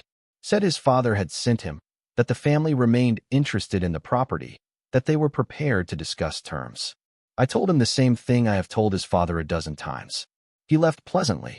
There is something in the pleasantness of people who intend to return that is less reassuring than they seem to intend it to be. She wrote, Conrad Hale, direct contact with Edmund, 1981. She continued to 1987, which was the last volume, and read slowly. The entries had a different quality that year, longer, more reflective, the writing of a man who understands he is in the last chapter and is using it to get certain things down. There were 2 entries she read 3 times each. March 15, 1987. A phone call today from Richard's boy in California. His name is Victor. He asked me to describe the property and whether the estate was, as he put it, significant. I found the question unpleasant in the way that purely transactional questions are always unpleasant. I told him I had made my own arrangements and that he needn't concern himself. He pressed me on the arrangements. I told him the matter was not open for discussion and wished him good health and ended the call. He did not impress me as someone who would stop being interested, but I believe he will stop calling. He is the kind of man who makes one attempt and then decides the territory is not worth the effort. She sat with that entry for a long time. The room had gone dim. She did not turn on a light. Victor had called Edmund directly, 8 months before Edmund died. He had asked specifically about the estate's significance. He had pressed. Edmund had rebuffed him and hung up. His sworn statement to the court that he had first become aware of the Ashford estate through a newspaper article in October 2022 was not a misremembering or an ambiguous interpretation of events. It was a lie, told under oath, to a judge. The second entry, July 8, 1987. Gerald Hale's son came again, this time without calling ahead, which tells me something about how the pleasantness has worn thin. He said his father was unwell and that Conrad was managing the family's interests. He wanted to know if my intentions for the property had changed. I told him they had not. He said that properties like this one tend to find their way to people who can use them, eventually. I found the sentence interesting in the way that sentences designed to be both statement and threat are always interesting. I told him to leave. He left. I have written this down because I believe these visits will matter someday, though I cannot predict precisely how or to whom. He had known. He had understood that what he was building would eventually be contested by exactly these people. And he had written it down, because a man who had spent 50 years keeping careful records understood that the record itself was the protection. She drove directly to Whitfield's office with both journals. He read both entries without speaking. Then he read them again. Then he set the journals on his desk and removed his glasses and sat back in his chair with the expression of someone who has found the piece that explains where all the other pieces go. Victor's sworn affidavit to this court states that he first became aware of the Ashford estate through the newspaper article in October 2022. Whitfield's voice was precise and quiet.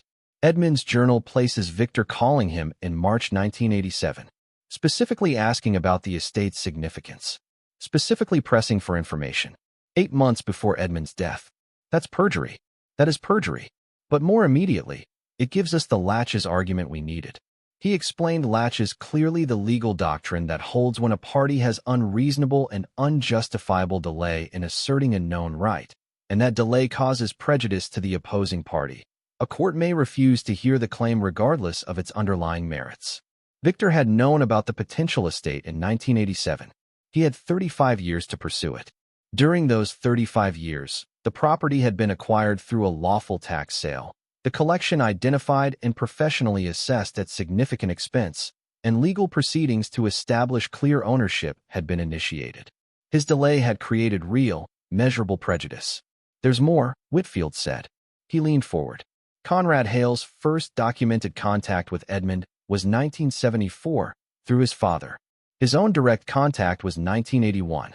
His July 1987 visit, 5 months before Edmund died, specifically concerned the estate's future and concluded with what Edmund himself characterized as a veiled threat. He has been pursuing this property his entire adult life. When your name appeared on the public auction record, he located Victor Ashford, the nearest biological heir he had presumably already identified through his own research, and brought him in as a legal instrument to challenge your claim. He looked at her steadily. The journals establish motive, history, and coordination. This is not two independent parties with legitimate interests that happen to conflict with yours. This is one man using another as a weapon. How do we prove the coordination before the article? We've already established the Reynolds and Cole connection, and I can subpoena Hale's phone records. As a person with demonstrated business interest in the property, his development company, the geotechnical survey, the $200,000 offer, he's sufficiently connected to the proceedings to have his communications subpoenaed. Do it. The subpoena went out the next morning. In the 3 weeks between the journal's discovery and the court date, life continued in its careful rhythm. The security cameras recorded no further incursions. Dr. Pemberton sent additional analysis pages on the still life. indicating that preliminary infrared reflectography had revealed underdrawing consistent with Klesch's documented technique, and that he was revising his attribution from probable to highly probable. The Botanical Collection's 3 archival institutions confirmed they held records of the collection exactly as Edmund had registered it in the 1970s and 1980s. The university herbarium's director wrote back personally, "We have been hoping someone would find it." One evening in the days before the hearing, Maya knocked on the spare bedroom door and came in and sat on the edge of the bed. She was quiet for a moment in the way she got when she was working up to something she had been thinking about for a while. "What happens if we lose?" she said. "Not the legal part.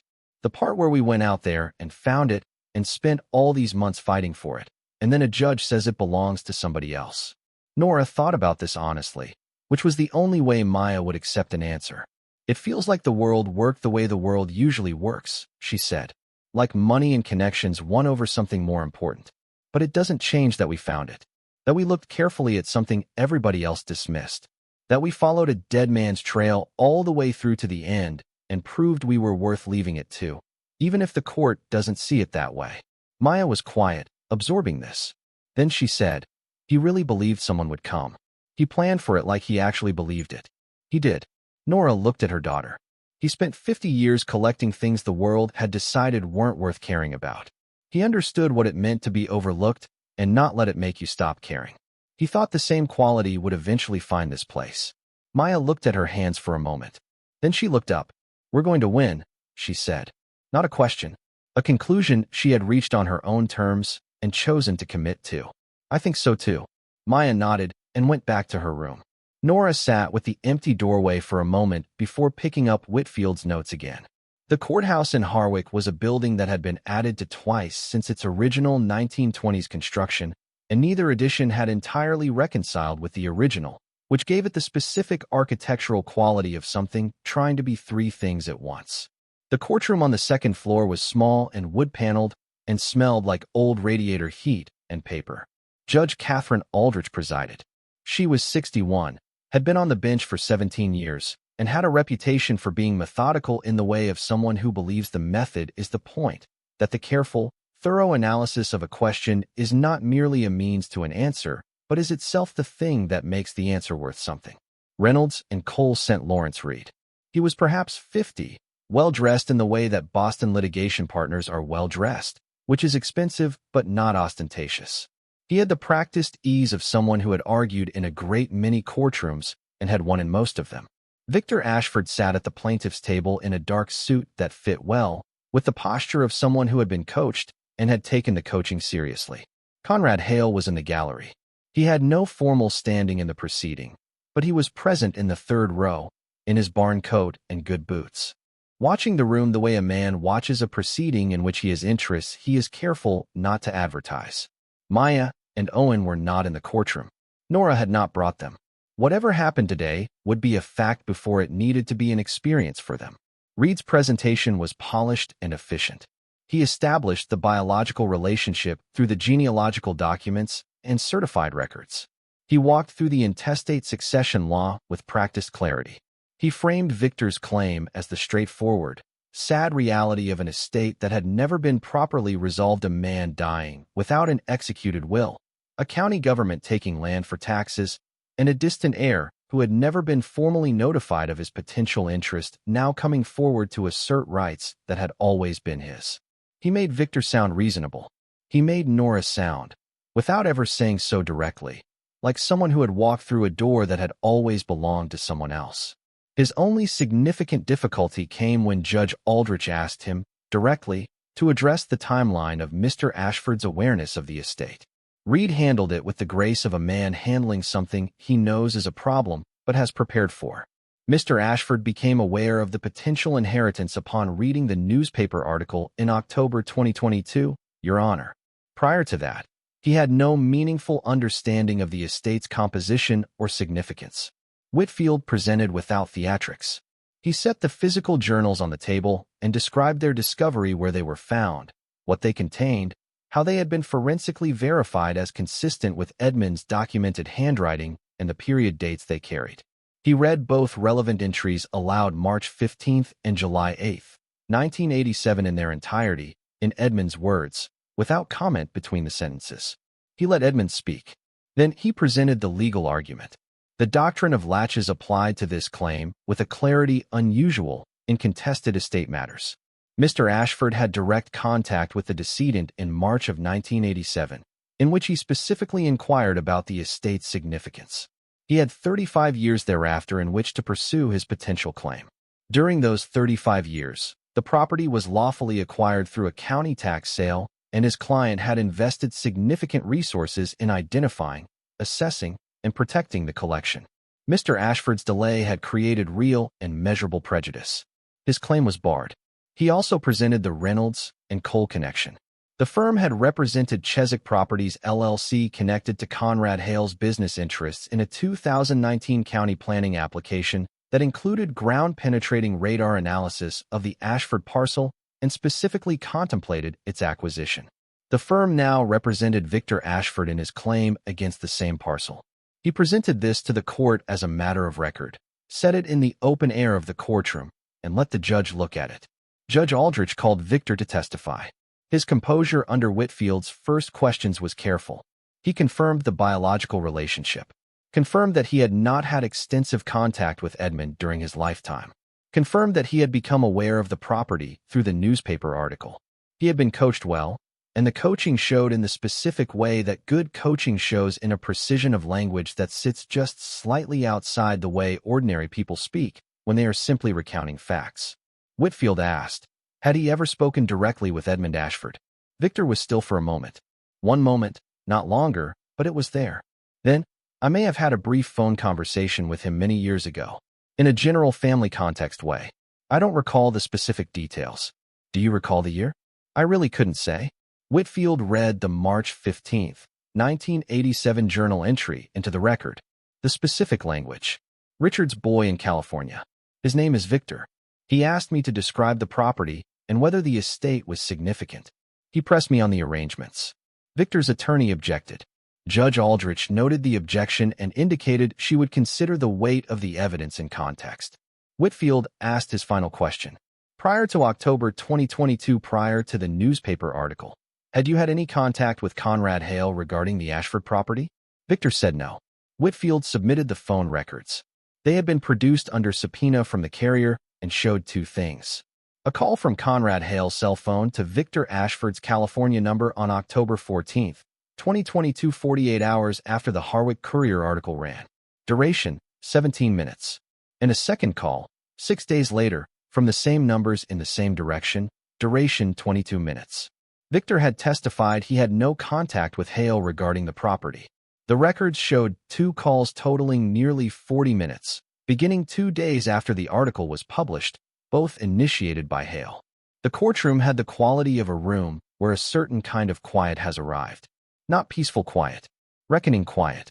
The kind that follows a fact being placed in a room where a lie used to be.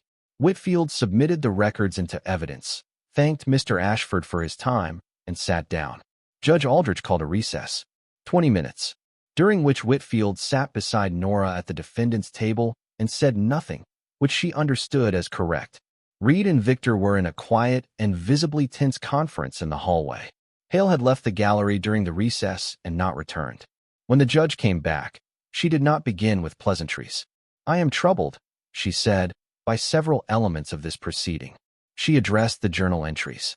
The contemporaneous private records of a man with no documented reason to fabricate indicate that Mr. Ashford made direct contact with the decedent in March of 1987 specifically regarding the estate's significance and specifically pressed for information about it.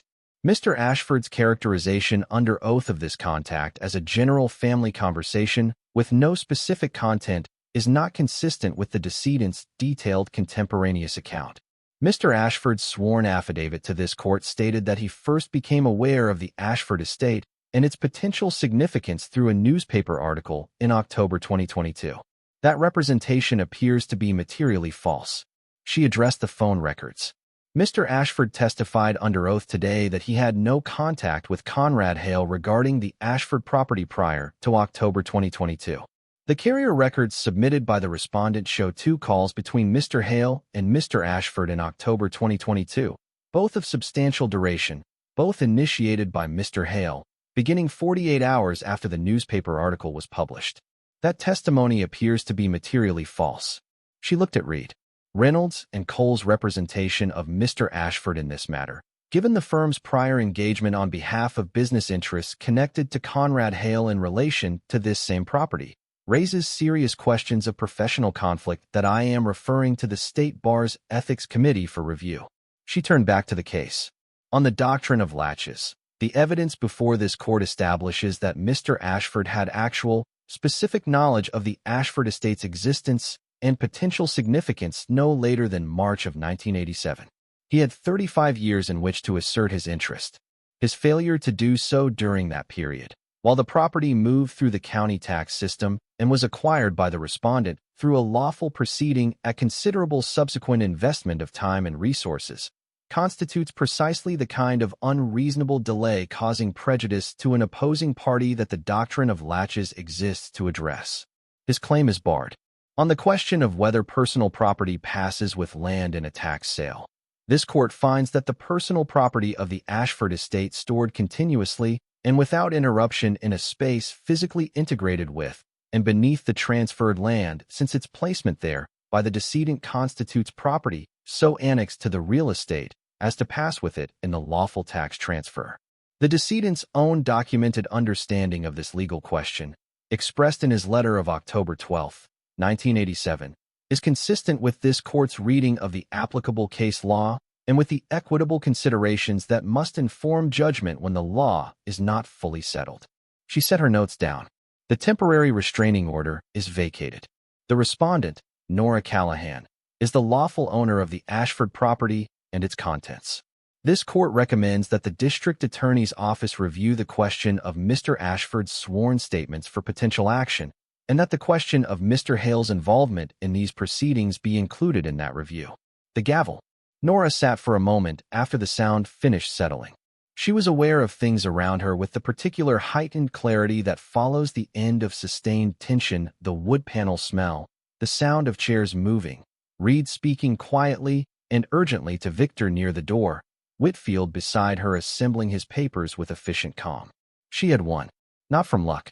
She had found the journals. She had connected Reynolds and Cole to Chiswick Properties. She had handed Whitfield the evidence, and Whitfield had used it with the skill of someone who understood exactly what he had been given. But the evidence had been hers. She had followed the trail the way she had always followed trails. Outside the courthouse, the November air was cold enough to catch in the throat. Whitfield walked beside her down the steps. "The numbers are going to be public eventually," he said. "Once you begin the disposition process, the valuations will make their way into the record. You should be prepared for that."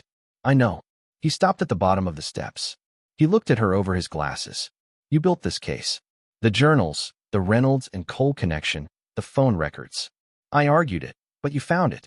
I've been practicing law for 26 years, and I know the difference between counsel and client." She thanked him. She meant it. She drove back to Carol's house and sat in the Civic in the driveway for a moment with the engine off, her hands in her lap. The hearing had lasted 3 hours and 40 minutes, and she had held herself together through all of it, and she needed a moment, alone in a car in a driveway, to let the tension run out of her completely before she went inside and told people the news. Then she went inside. Maya was at the kitchen table with her laptop open. She looked up when Nora came in. Her face asked the question. "We won," Nora said. Maya closed the laptop. She looked at her mother for a long moment in which she appeared to be computing something more complex than the sentence she'd just heard. All the weeks of preparation, the uncertainty, the morning she'd found out about the chamber, the way she'd crossed the greenhouse first and set the pattern for everything that followed. Then she stood up and crossed the kitchen and hugged Nora, a real hug, a full one, the kind that costs something because it shows something. Nora held her daughter and felt the particular physical weight of her, 16 years old and taller than she'd been a year ago. Owen appeared in the doorway. He had the look of someone who had already read the room and confirmed his analysis. He said, "Okay." It came out as more than one word. It came out as an assessment and an acceptance and a form of relief that had been kept at careful distance for months and was now allowed to become real. Carol came home at 6. Nora told her everything, not a summary, the whole thing, in the order it had happened. The journals, Victor's. Testimony, the phone records, the judge's ruling, the referral to the district attorney. Carol listened with her hands around a mug she kept refilling without drinking from. When Nora finished, Carol set the mug down. $3, she said. $3, Nora agreed. Carol shook her head slowly, not in disbelief. In the way you shake your head when something is exactly right and also impossible to have predicted, when the world does the thing it almost never does and gives the right answer to the right person. She said, Edmund would have liked you. Nora called Daniel on a Thursday evening 2 weeks after the ruling. He answered quickly, the alert way he answered her calls now. The auction process has started, she said. The formal numbers are public record. He was quiet. She told him the number, the full figure. Not to wound him, she was past that, had been past it for a while. She told him because he was the person who had said useless land on a Tuesday morning in October, and some things deserve to be corrected in the record not from anger, but from the simple commitment to accuracy. The silence on his end was unlike any of the silences she had collected from him over 2 years of difficult conversations. This was not the silence of someone calibrating. It was the silence of someone who has understood something about themselves that they would rather not have understood. He said, Nora. She said, yeah. He said, I'm sorry. For a lot of things. The sentence came out stripped of its usual architecture, no qualification, no framing, just the words. She sat with them for a moment. She accepted them for what they were, real, if late, if insufficient to change what had happened. She accepted them because she had 2 children who deserved a father capable of saying things like that, and holding it against him would cost them more than it would cost her. I know, she said. She meant it. The decisions she made in the weeks that followed were not impulsive. She had been thinking about them since she first read Edmund's letter, since the sentence about using it in a way that makes the caring count for something beyond yourself. She did not sell everything. She decided early and clearly that the 6 orchid species that were functionally extinct in the wild would not go to private collectors. They would go to botanical institutions, specifically to the 3 institutions Edmund had already registered the collection with, who had spent 40 years wondering what had happened to the specimens they knew existed. She instructed Whitfield to negotiate for fair market value, but with conditions attached to each transfer. The specimens were to be used for conservation and propagation programs, not merely displayed. They were to be available for study by researchers at other institutions. The terms were to be documented and enforceable. The negotiations took 2 months. The 3 institutions collectively agreed to pay $31 million for the botanical specimens, with every condition written into the transfer agreements in language Edmund would have found appropriately careful. She kept 4 of the orchid specimens that were not extinct in the wild.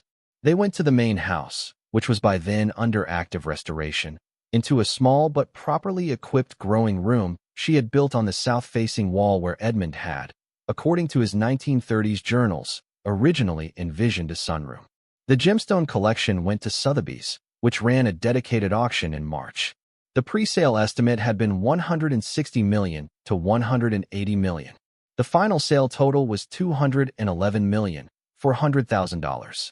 The 67-carat yellow diamond sold for $14 million to an anonymous phone bidder. The Colombian emerald sold for $11 million. The Burmese ruby set went to a jewelry house in Geneva for $22 million. The rest cleared with the calm authority of things whose time has finally come after a very long wait. The paintings required more time. Dr. Pemberton's Peter Klesch attribution was confirmed in January by the Rijksmuseum's research department, in a letter that Pemberton described to Whitfield as the most significant attribution confirmation of his career. The still life went to a major spring auction in London. It sold for $37 million, which reset it as the highest-priced Klesch work ever sold at auction. She read the coverage on her phone at midnight with a cup of tea going cold beside her, and she thought about Edmund standing in front of that painting for 30 years, saying he couldn't understand how the man had done that with light. The remaining 22 paintings sold across 2 auctions. Total for the painting collection, $94 million, $11 million above Pemberton's original estimate. The full total was $336,400,000. More than Edmund's 1985 assessment. More than the formal appraisal the previous fall. Edmund had, as Whitfield had said, built better than he knew. After taxes, after Whitfield's fees, after auction commissions, after the legal costs of the preceding months, and after the costs of the main house restoration that had been underway since November, Nora Callahan had approximately $212 million. She was 43 years old. She had $47 in a checking account 8 months ago. She bought a house in Harwich in March. Not the largest house she could afford. A Victorian on the north side of town, built in 1901, with a porch that wrapped around the south and west sides, and a garden that had been neglected in the way that gardens get neglected when the person who loved them is gone. It had good bones. It had 4 bedrooms and a study with bookshelves, and a morning room off the kitchen that caught the east light in a way that made everything look like it was worth being awake for. Maya chose the 3rd-floor bedroom with the dormer window.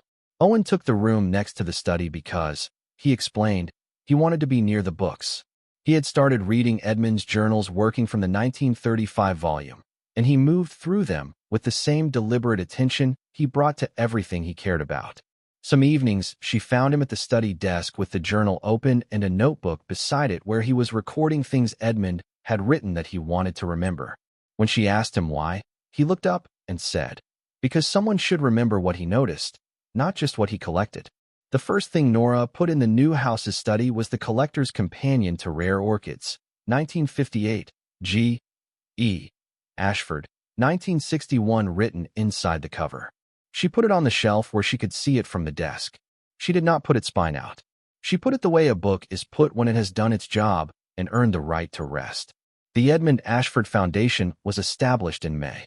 Its purpose, which she had drafted herself and which Whitfield had then made legal, to support botanical conservation programs, specifically those focused on species under critical pressure, to fund access to natural history collections for researchers who lacked institutional resources, to provide educational support for students whose financial circumstances would otherwise limit their options, in the specific and acknowledged understanding that limited financial circumstances are not an accurate measure of what a person is capable of finding. The last clause was hers. She had written it at 2 a.m. at the new house's kitchen table, the garden dark outside, Owen's lights still on down the hall.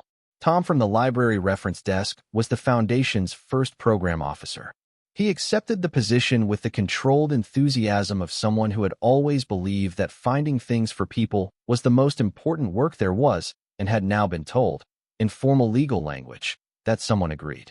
The Foundation's first grant went to a botanical research team conducting census work in a valley in Borneo that Edmund had written about in a 1979 journal entry, a valley where 3 orchids had been the last known wild population of their species.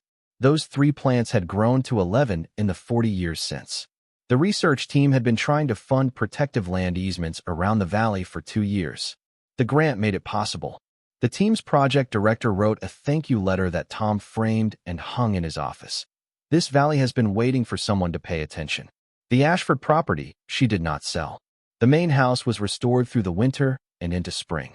The greenhouse she restored differently. The partial roof failure on the east side was too extensive to repair economically, and the sections of the frame where the glass was gone had been colonized by growth. She decided, after a week of thinking about it, to leave. She repaired what could be repaired structurally. She left the growing beds with their mineralized root structures intact. They were, she had decided, a record she didn't want to erase. She went back to the property on a June morning, early, before anyone else was there. The gate opened on the combination she knew by heart. She walked the path through the forsythia cut back enough to make passage easy without being removed, and through the clearing to the greenhouse entry. She pushed the door open. The warmth received her. The particular warmth that came from below, from the granite shelf, from the geothermal loop that Edmund had designed and built in 1971 and which had been running without interruption ever since. The smell of the greenhouse was different now, still earthy, still particular to this place, but cleaner, the accumulated decades of decay having been carefully cleared during the restoration. The central aisle was swept. The growing beds were left as they were. She walked the length of the aisle slowly, running her hand along the edge of one of the iron-framed beds. She was thinking about Edmund's hand on this same iron, about what it had felt like to him to do this work, not the grand act of collecting, not the decades of field expeditions to remote places, but the ordinary daily act of tending. of checking humidity levels and replacing worn components, and keeping the journals current and coming down the stairs every morning to see what was alive. She went down the staircase. The iron door stood open. It had been open for months, since the day the court order was vacated. The chamber beyond was empty except for one corner, where 3 of the 4 remaining orchid plants were in transit cases waiting for the growing room at the Victorian house. Their cases still glowed amber, still running on the geothermal loop's warmth. The 4th plant was on the central table in its own case. She had kept this one here. She had decided the room needed to keep something of what Edmund had built it around. She stood in the near-empty chamber and looked at the one lit case on the table and thought about everything that had happened in this room. About the first morning she walked through the iron door with Owen's flashlight catching the shelves. About Maya standing very still in the center of the room. About what that moment had been before she understood what it was and what it had become after. She thought about the morning she'd driven to the county tax auction with 3 quarters in a cup holder. About the clerk reading Lot 47 in his grocery list voice.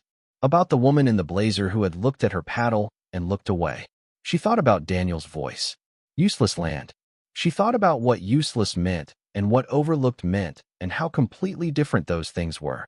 And how the difference was one of the most important things she had learned in a year that had taught her a great many things. Edmund had written, "I believe you found this place because you were overlooked too, and because overlooked people sometimes see what others miss." She understood now what he had meant by that. Not that overlooked people were better than other people. Not that hardship conferred some special sight. Simply that when you have been told often enough that something is worth nothing, when you have been dismissed and underestimated and managed rather than seen, you sometimes develop the habit of looking more carefully at things the world has decided to stop paying attention to. And that habit, in the right moment, in the right place, is worth something that cannot be put in a report. She had looked at a condemned greenhouse and raised a paddle. She had looked at a potting bench and noticed that one leg sounded hollow. She had looked at a stack of journals and found the entry from March of 1987. She had looked at a planning commission document and connected it to a law firm and a phone call and a man who had lied in court. She had always been good at finding things. Outside the greenhouse, the June morning was fully arrived. The light moved across the fields beyond the property line. The trees were completely leafed out, the property looking like a place that had been waiting for a long time and had now arrived at the thing it was waiting for. Maya and Owen were coming out Saturday. Owen wanted to walk the property boundary with the parcel maps he'd been studying. Maya wanted to sketch in the cleared aisle of the greenhouse, where the light came through the algae-coated glass in the particular muted way she had described to Nora 3 times since she first saw it, each description slightly better than the last. Carol was coming with Greg. Tom would be there. They would have lunch at the main house's kitchen table, which could seat 8 people, which was, she had decided when she bought it, the minimum a table should be able to do.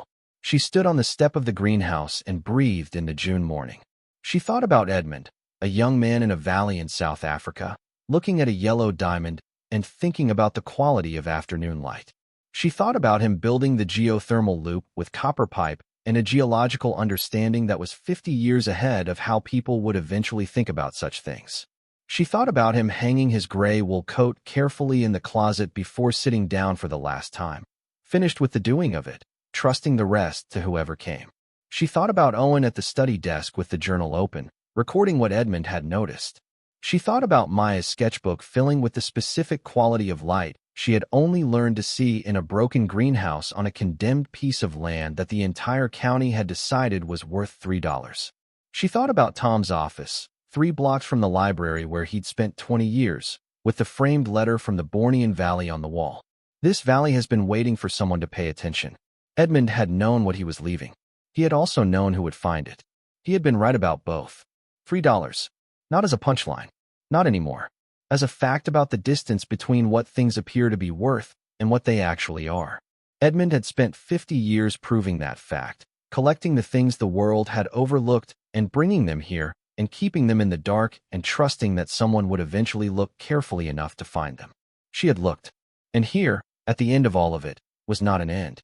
It was the beginning of the thing the end had made possible: the foundation, the restored house, the growing room on the south wall, the Saturday lunches, the 2 teenagers making their lives in rooms they could actually call their own. The work that would come from this, and the work that would come from that work, and the long accumulating consequence of a woman who had paid attention when it mattered. She climbed the stairs back into the greenhouse. She walked the length of the central aisle, past the growing beds with their pale root structures, past the potting bench where a book had sat spine out for 35 years. She pushed the entry doors open and stepped out into the June morning.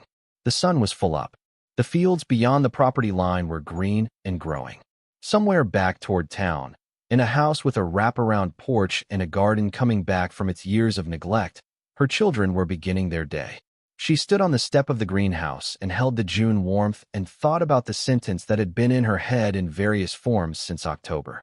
Not Daniel's sentence. Not the county clerk's sentence. Edmund's. The one about overlooked people seeing what others miss. The one that had turned out to be true. Victor Ashford's perjury referral made the Harwick Courier in December. 3 paragraphs in the county court section, the kind read by the specific subset of people who read county court sections and nobody else. Nora read it on a Saturday morning at the new house's kitchen table while Owen made toast. The article did not name her. It named the case number and described the referral to the district attorney's office with the neutral brevity of a paper that understood its readership. She set her phone down and drank her coffee and did not feel the way she had expected to feel. She had expected something more like satisfaction. What she felt instead was a kind of clearing the way a room feels after the furniture has been moved out, before the new furniture arrives. Not empty, just clear. The district attorney's office requested the journals in January. Whitfield managed the chain of custody carefully, producing certified copies while the originals remained at the Ashford main house in the conditions Edmund had maintained them under for decades. A prosecutor called Nora twice. Both times she answered his questions clearly and briefly, the way you answer questions when you have nothing to add beyond what happened. He thanked her both times. She didn't hear from his office again for several months, and when she did it was a brief letter informing her that the matter was proceeding and she would be notified of any developments requiring her participation. Conrad Hale's development group filed for a variance on a different county parcel in February. The Planning Commission denied it. Nora did not attend the meeting and did not know about it until Tom mentioned it over lunch. She listened, nodded, finished her soup. Hale's world was not her concern. It had briefly been her problem, and she had handled it, and it wasn't her problem anymore. What she found was that the irritation faded faster than she expected. It faded because there was too much else to think about that was worth thinking about. The orchids, for instance. She had not known, before November of the previous year, anything meaningful about orchid care. She had known orchids existed, had known they were considered difficult to grow, had a vague impression of them as flowers in hospital lobbies that looked expensive and slightly unreal. Edmund's specimens were neither of those things. They were specific, demanding, deeply particular about their conditions, and watching them was like watching a slow argument made by something that had a great deal of time and very little patience for being misunderstood. The growing room specialist, a woman named Dr. Patricia Yoon, who split her time between the Foundation's Botanical Advisory Committee and a university position in environmental biology, had set up the climate controls on the south-facing room in November and walked Nora through the management protocols with the thoroughness of someone who took seriously the fact that 4 of the remaining specimens of 2 species were in this room and the cultivation possibilities were real. Nora had listened carefully. She had asked good questions, which Patricia noted with the slight surprise of someone used to clients who did not ask good questions. She had implemented everything exactly as instructed. And then, somewhere around the 3rd week of December, she had begun spending time in the growing room not because anything required her attention, but because the room had a quality she found difficult to name and was unwilling to stop experiencing. It was the same quality as the chamber, the same warmth, the same specific sense that something here was working on a timescale that made human urgency look provisional. Edmund had spent 50 years in the presence of things that moved slowly and demanded patience, and gave no visible indication of whether the patience was warranted until, suddenly, it was. She understood now why he had found this so sustaining. She began keeping her own notes on the plants. Not scientific records, Patricia handled those, but the kind of notes she had kept as a librarian, which were less about data and more about observation. What she noticed, what seemed to have changed between one week and the next, what questions the plants seemed to be asking of their conditions. She kept these notes in a green cloth notebook she had found at a stationery shop in Harwick, chosen because the cloth was nearly the same shade as Edmund's journals, which she admitted to no one, and which she thought Edmund would have found both sentimental and entirely appropriate. Owen found the notebook on her desk in February and opened it without permission, read 3 pages, closed it, and set it back exactly where it had been. He did not mention that he had read it. She did not mention that she knew he had. A week later, he started a second notebook of his own, which she could see, when he left it open on the study desk, contained notes in his careful handwriting about things Edmund had observed in the field: weather patterns, soil conditions, the specific qualities of light in the locations where the rarest specimens had been found. He was building a kind of concordance between Edmund's observations and her own. He was 15 and already better at certain kinds of attention than she had been at his age, which made her feel simultaneously proud and quietly accountable. The Cleche painting came up again in March, not through Whitfield, but through a museum in Amsterdam that had purchased a companion piece at the London auction. The museum's curator wrote to the foundation to express interest in discussing provenance. Nora wrote back personally. The correspondence went 3 rounds over a month, each round slightly warmer than the last, until the curator, a careful man named Dr. Hendrik Maas, whose English was formal in a way that suggested it was his 3rd or 4th language, suggested that if she was ever in Amsterdam, she might come and see the painting in its current context. She had not been to Amsterdam. She had not, in the previous 18 months, been anywhere that wasn't within 40 miles of Harwick, Massachusetts. She booked tickets in April and took both children. Maya stood in front of the Cleche still life for 11 minutes without speaking, which Nora timed on her phone not from impatience, but from the specific curiosity of watching her daughter look at something. The painting was not large, perhaps 40 centimeters by 50, modest in scale, designed for private looking rather than public display. The fruit in the ceramic bowl caught light from the upper left in a way that Pemberton's report had described in technical language, and Nora now understood in the bodily way of someone who had spent 4 months watching orchids catch light at different angles in a south-facing room. When Maya finally turned around, her expression was not the one she used when processing emotion. It was the working expression, the one she used when she was figuring out how something was done. She said, "How did he make it look like the lemon is about to roll?" Nora looked at the painting. The lemon was at the edge of the bowl, its angle suggesting instability, the moment before motion, held indefinitely. She had not noticed it until Maya said it.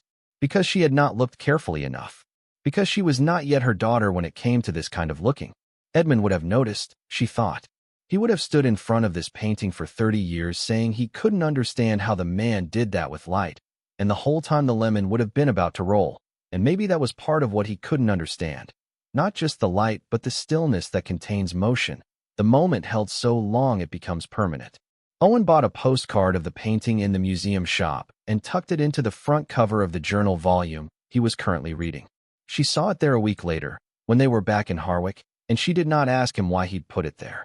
The main house at the Ashford property opened to researchers in May.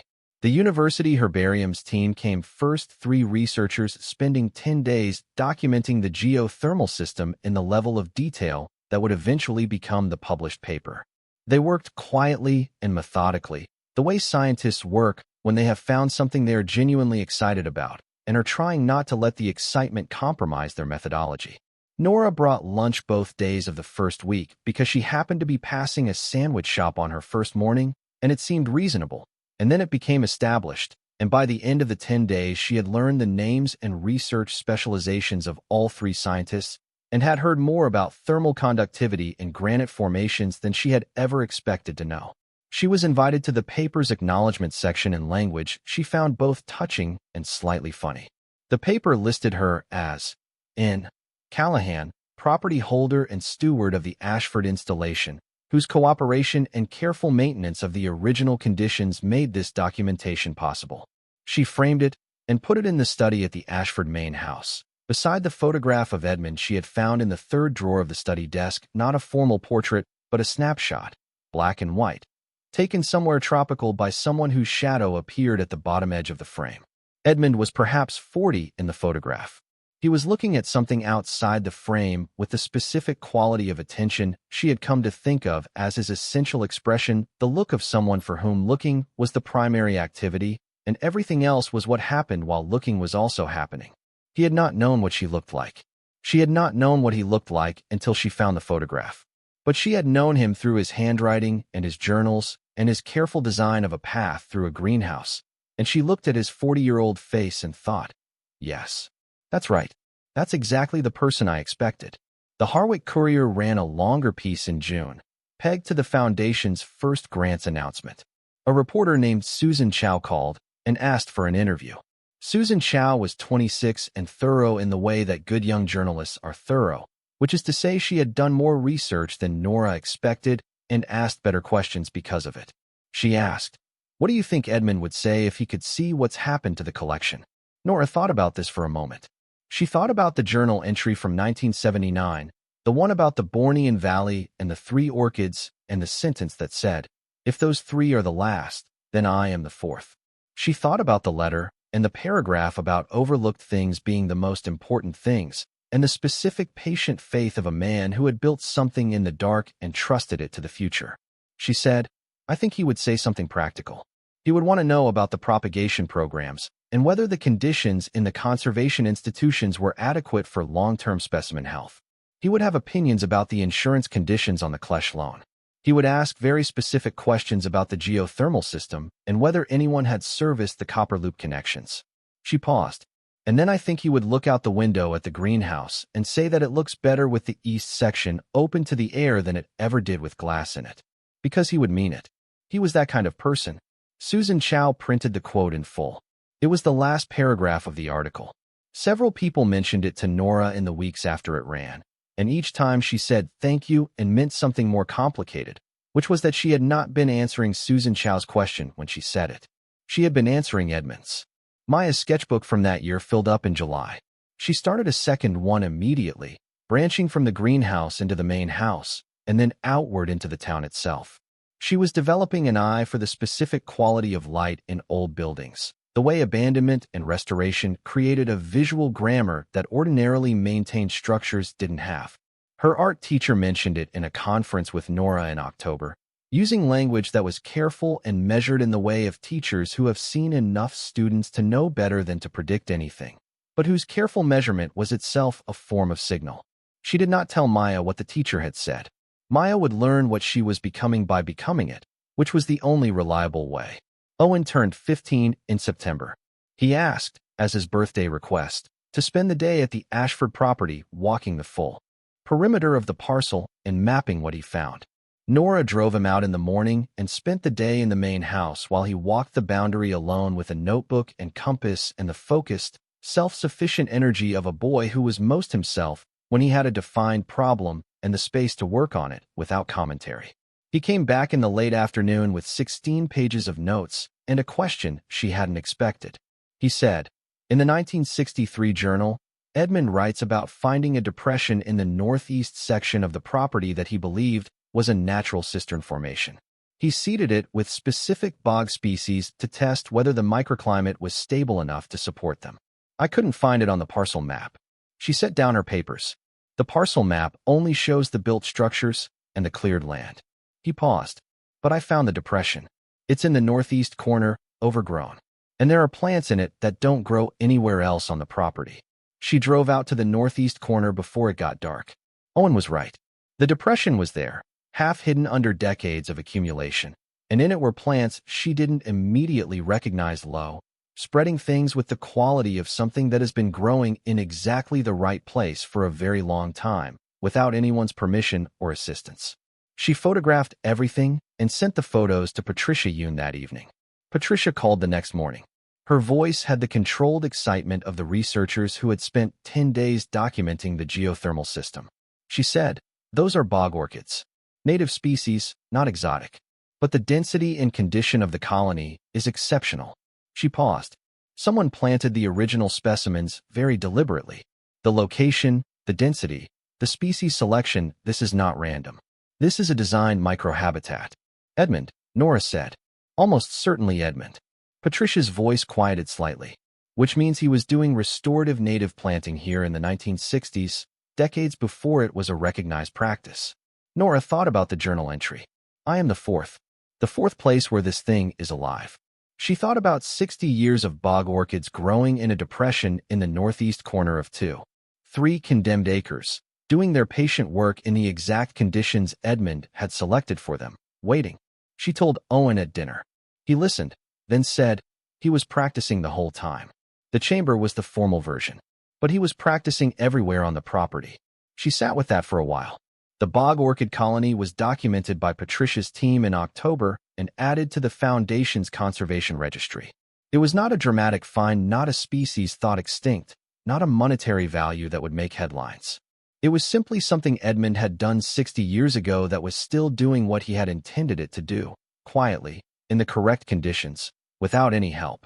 The house on the north side of town settled into itself through the winter in the way that old houses settle when people who pay attention move into them.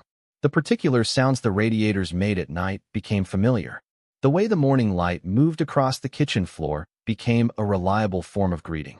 The garden, which she had hired someone to help her restore in the fall, showed the first signs in February of what it was planning to do when it had the chance. She sat in the study on a February morning with the collector's companion visible on the shelf and Edmund's 1987 journal open to the last entry, which she had been reading every few weeks since October, each time finding something she hadn't found the time before. The last entry was dated December 3rd, 1987. It was 4 sentences. The systems are running well. The documentation is complete. I have done what I could with what I had, and I believe it will be enough for the right person. I hope they find it before someone who is only looking for what it's worth gets there first. She closed the journal and sat with those 4 sentences for a while. She thought about the specific quality of faith required to write them and mean them to sit at a desk in December at 79 years old and genuinely believe that somewhere in the future, in a time you would not live to see, the right person would come. She thought about raising a paddle in a fluorescent room in October.